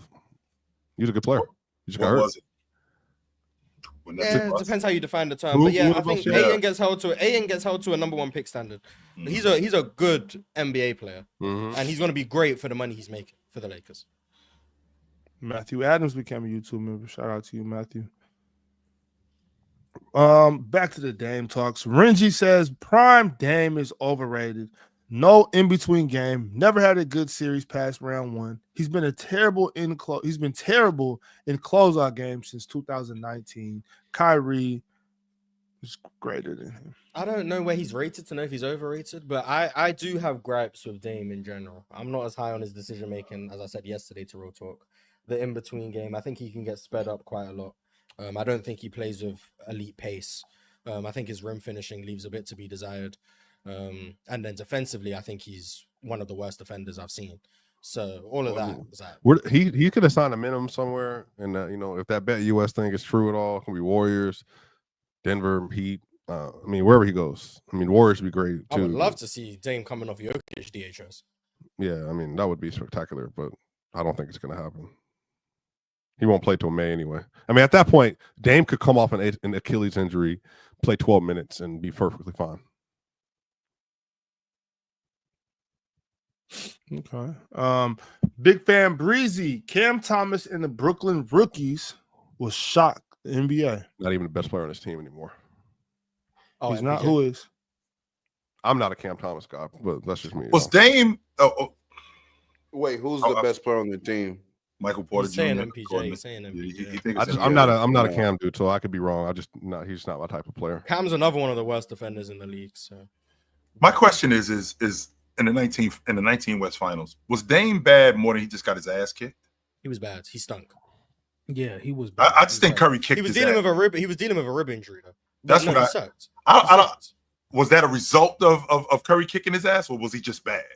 He was just bad. Because I think Curry kicked Steph was otherworldly. You give Steph credit for that, but it's not like, oh, well, Dame did his part and Steph was just at a different level. No, Steph was at a different level and Dame was egregious. Yeah, it's not relative to Steph. Dame was bad.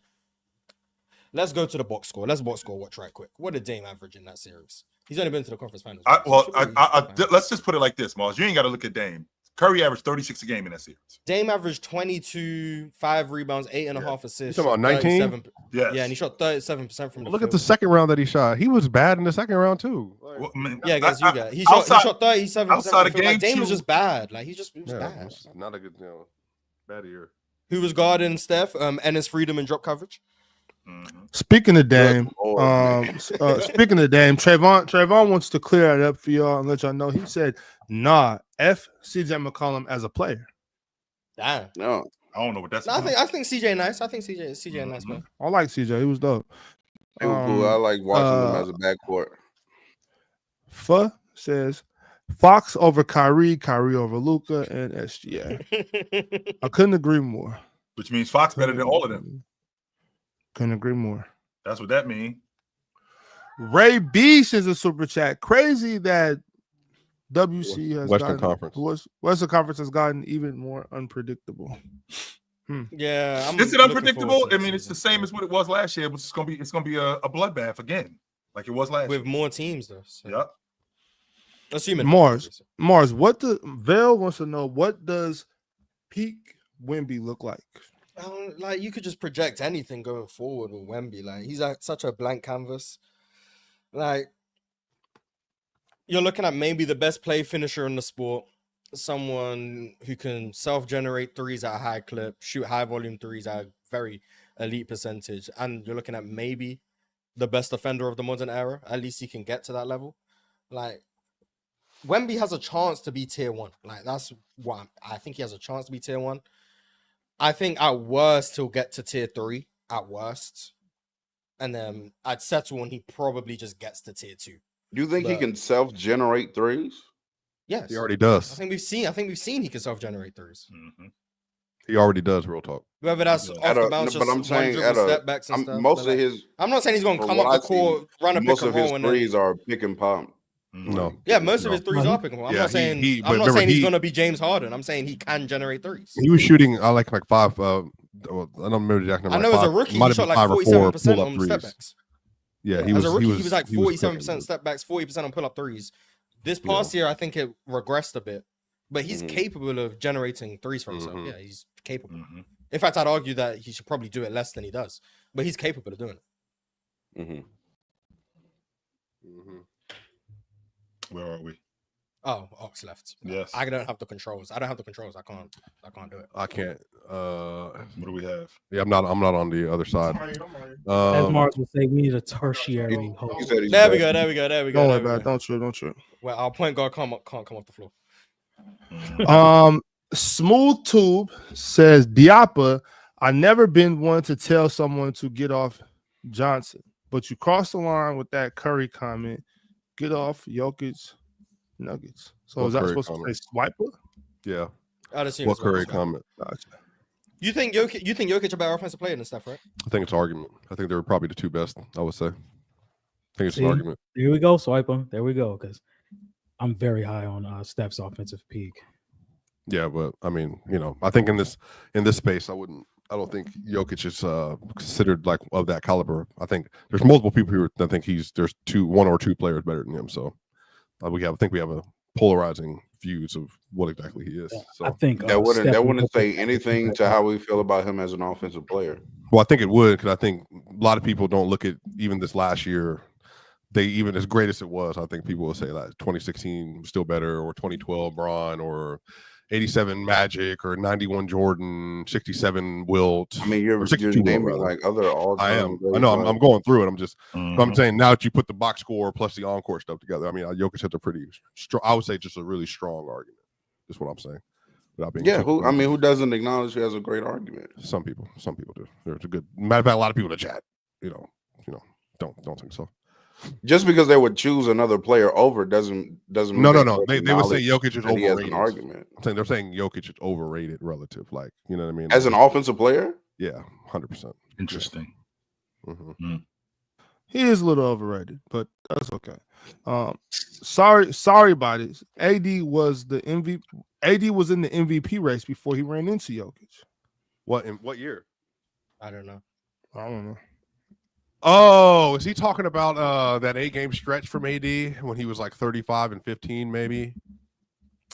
Might have been. Yeah, AD was moving up the leaderboards this year, and then rightfully so. He was doing his thing. EJ, KD as an elite 5-level scorer has more utility than AD due to everything Swiper articulated. Latest White. Oh, I thought you were about to say no. Sorry. Well, sorry, I was counting up the zones.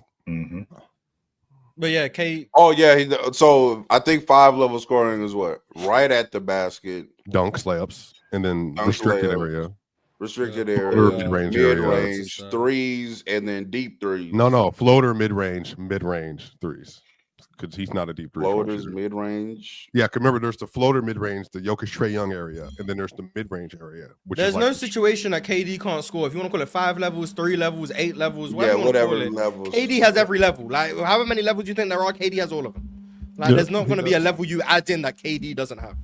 Well, he's not good at half court score, like from half court. He's never been. You got it. Yeah, you got it. Right. Medved. Durant, best man on the court who shoots 5 for 5 on 3-pointers. He is the one who will do the shooting. Who else? Serbia coach. Yeah, remember the Olympics last year in the gold medal game? Serbia was like, basically, you got to get up on Durant. No, Bam's not doing anything. Why are you just letting Durant just kill us? Yeah, it was. Yeah, it was insane. It was insane game. Yeah, I mean that's regular. I don't think that's really like a knock or nothing like anybody. That's just how coaches talk.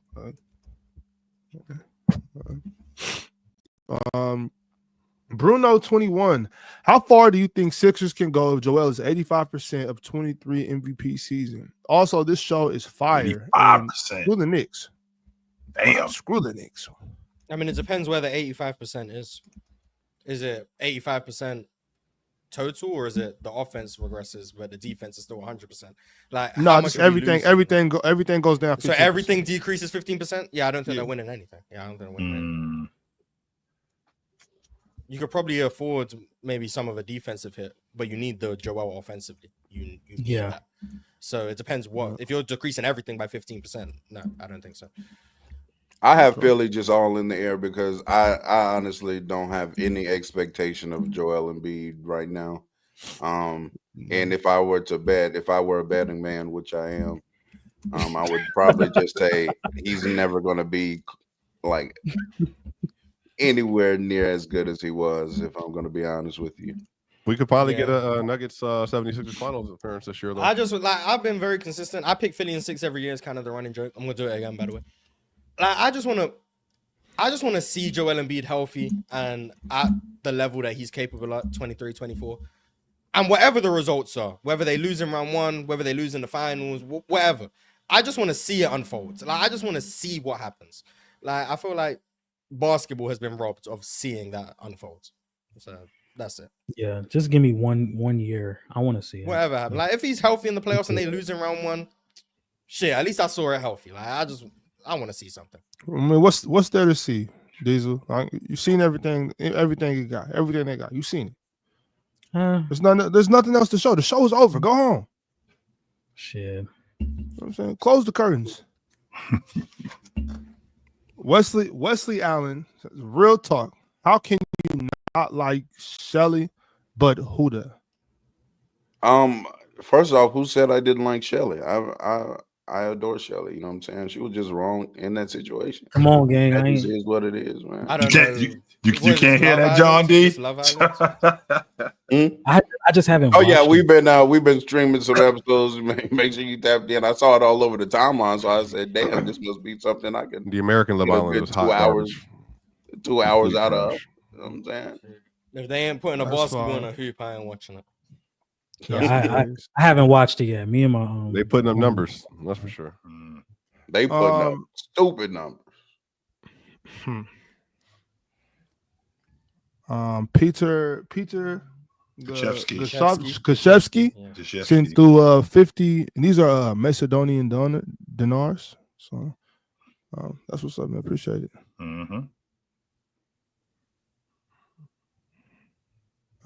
Renji, the only thing Shea is better than Kyrie at is being taller and foul baiting. That's kind of funny. How much worse would the Thunder be Mars if Kyrie was the head of that snake? They'd be worse. In his prime? They'd be worse. I don't know how much worse. They'd be worse though. I still think they could win a couple of series in the playoffs with Kyrie instead of Shea. They could win a championship with Pete Kyrie on. They could. I don't know if they would. They could. But yeah, Shea is better at foul baiting and being taller. Fellas, I'll see y'all tomorrow. All right, chill. All right, later. Those are good things to be. Those are good things to be better at. So. For real. Obi the GOAT. What happens when Ayton folds because Bron yells at him and Luka brings up the closeout game when he outscored them? He's gonna be traded at the deadline.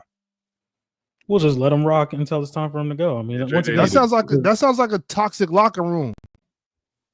It does. Am I wrong? Am I wrong for saying that peak Steph isn't in LeBron's tier? No. It depends on you talking about regular season or playoffs included. Are you just talking about? Are you? Whoa. You're not just talking about offensively fully. Just as a player, I'm not wrong, right? No, you're not wrong. But just Steph. But also, I just again, that's why Steph. The drop off of that year, Reed does not remember for what it was. It's just what happened in the playoffs. I just think that's the gap between Bron and Steph for me. It's just like he can't carry it over like that. LeBron is just great, and he wasn't even great that year in the regular season. And he was like phenomenal. So like you know what I mean. It's just you can't carry to the same degree as LeBron. So that's always going to be the gap. Now I will say if Steph was able to perform how he performed in 2016 in the regular season as he did in the playoffs, 30 on plus 12 through the playoffs. Yeah. I'm glad it didn't happen. I'm something similar. Yeah, I mean, because there were conversations like there were people saying Steph was better than LeBron that year. I do remember that. Like that was a he thing. played better than LeBron that year. Yeah, he did. Rightfully so. In the regular season, he definitely played better. It was a well-deserved unanimous MVP. Yeah, rightfully so. In fact, he was better than Bron. Can't play better than somebody. I think he was having a better season. Yeah, that's. But season. We already know. Yeah. 1OK. 2017 Bron and 16 Curry are the best half-court offense peaks ever. Oh, Swiper, you really pissed me off earlier when you said that. Well, I mean, we just 07 disagree. Oh, Steve the Nash best, gonna the continue best to get half court player, the disrespected. best It half court is. player we've ever seen. I think there's a very, very strong Say argument any, for you it. just say any fucking. No, I mean, no. There's a very strong argument. Yeah, I get more pushback from that than you about Weber because people don't believe what you're saying, and they believe that I believe what I'm saying. So therefore, I don't care what people believe. People I don't know ball exactly, clearly. exactly. He's the best half court player we've ever seen. Yeah, I mean, it's pretty Right, incredible. there you go. What?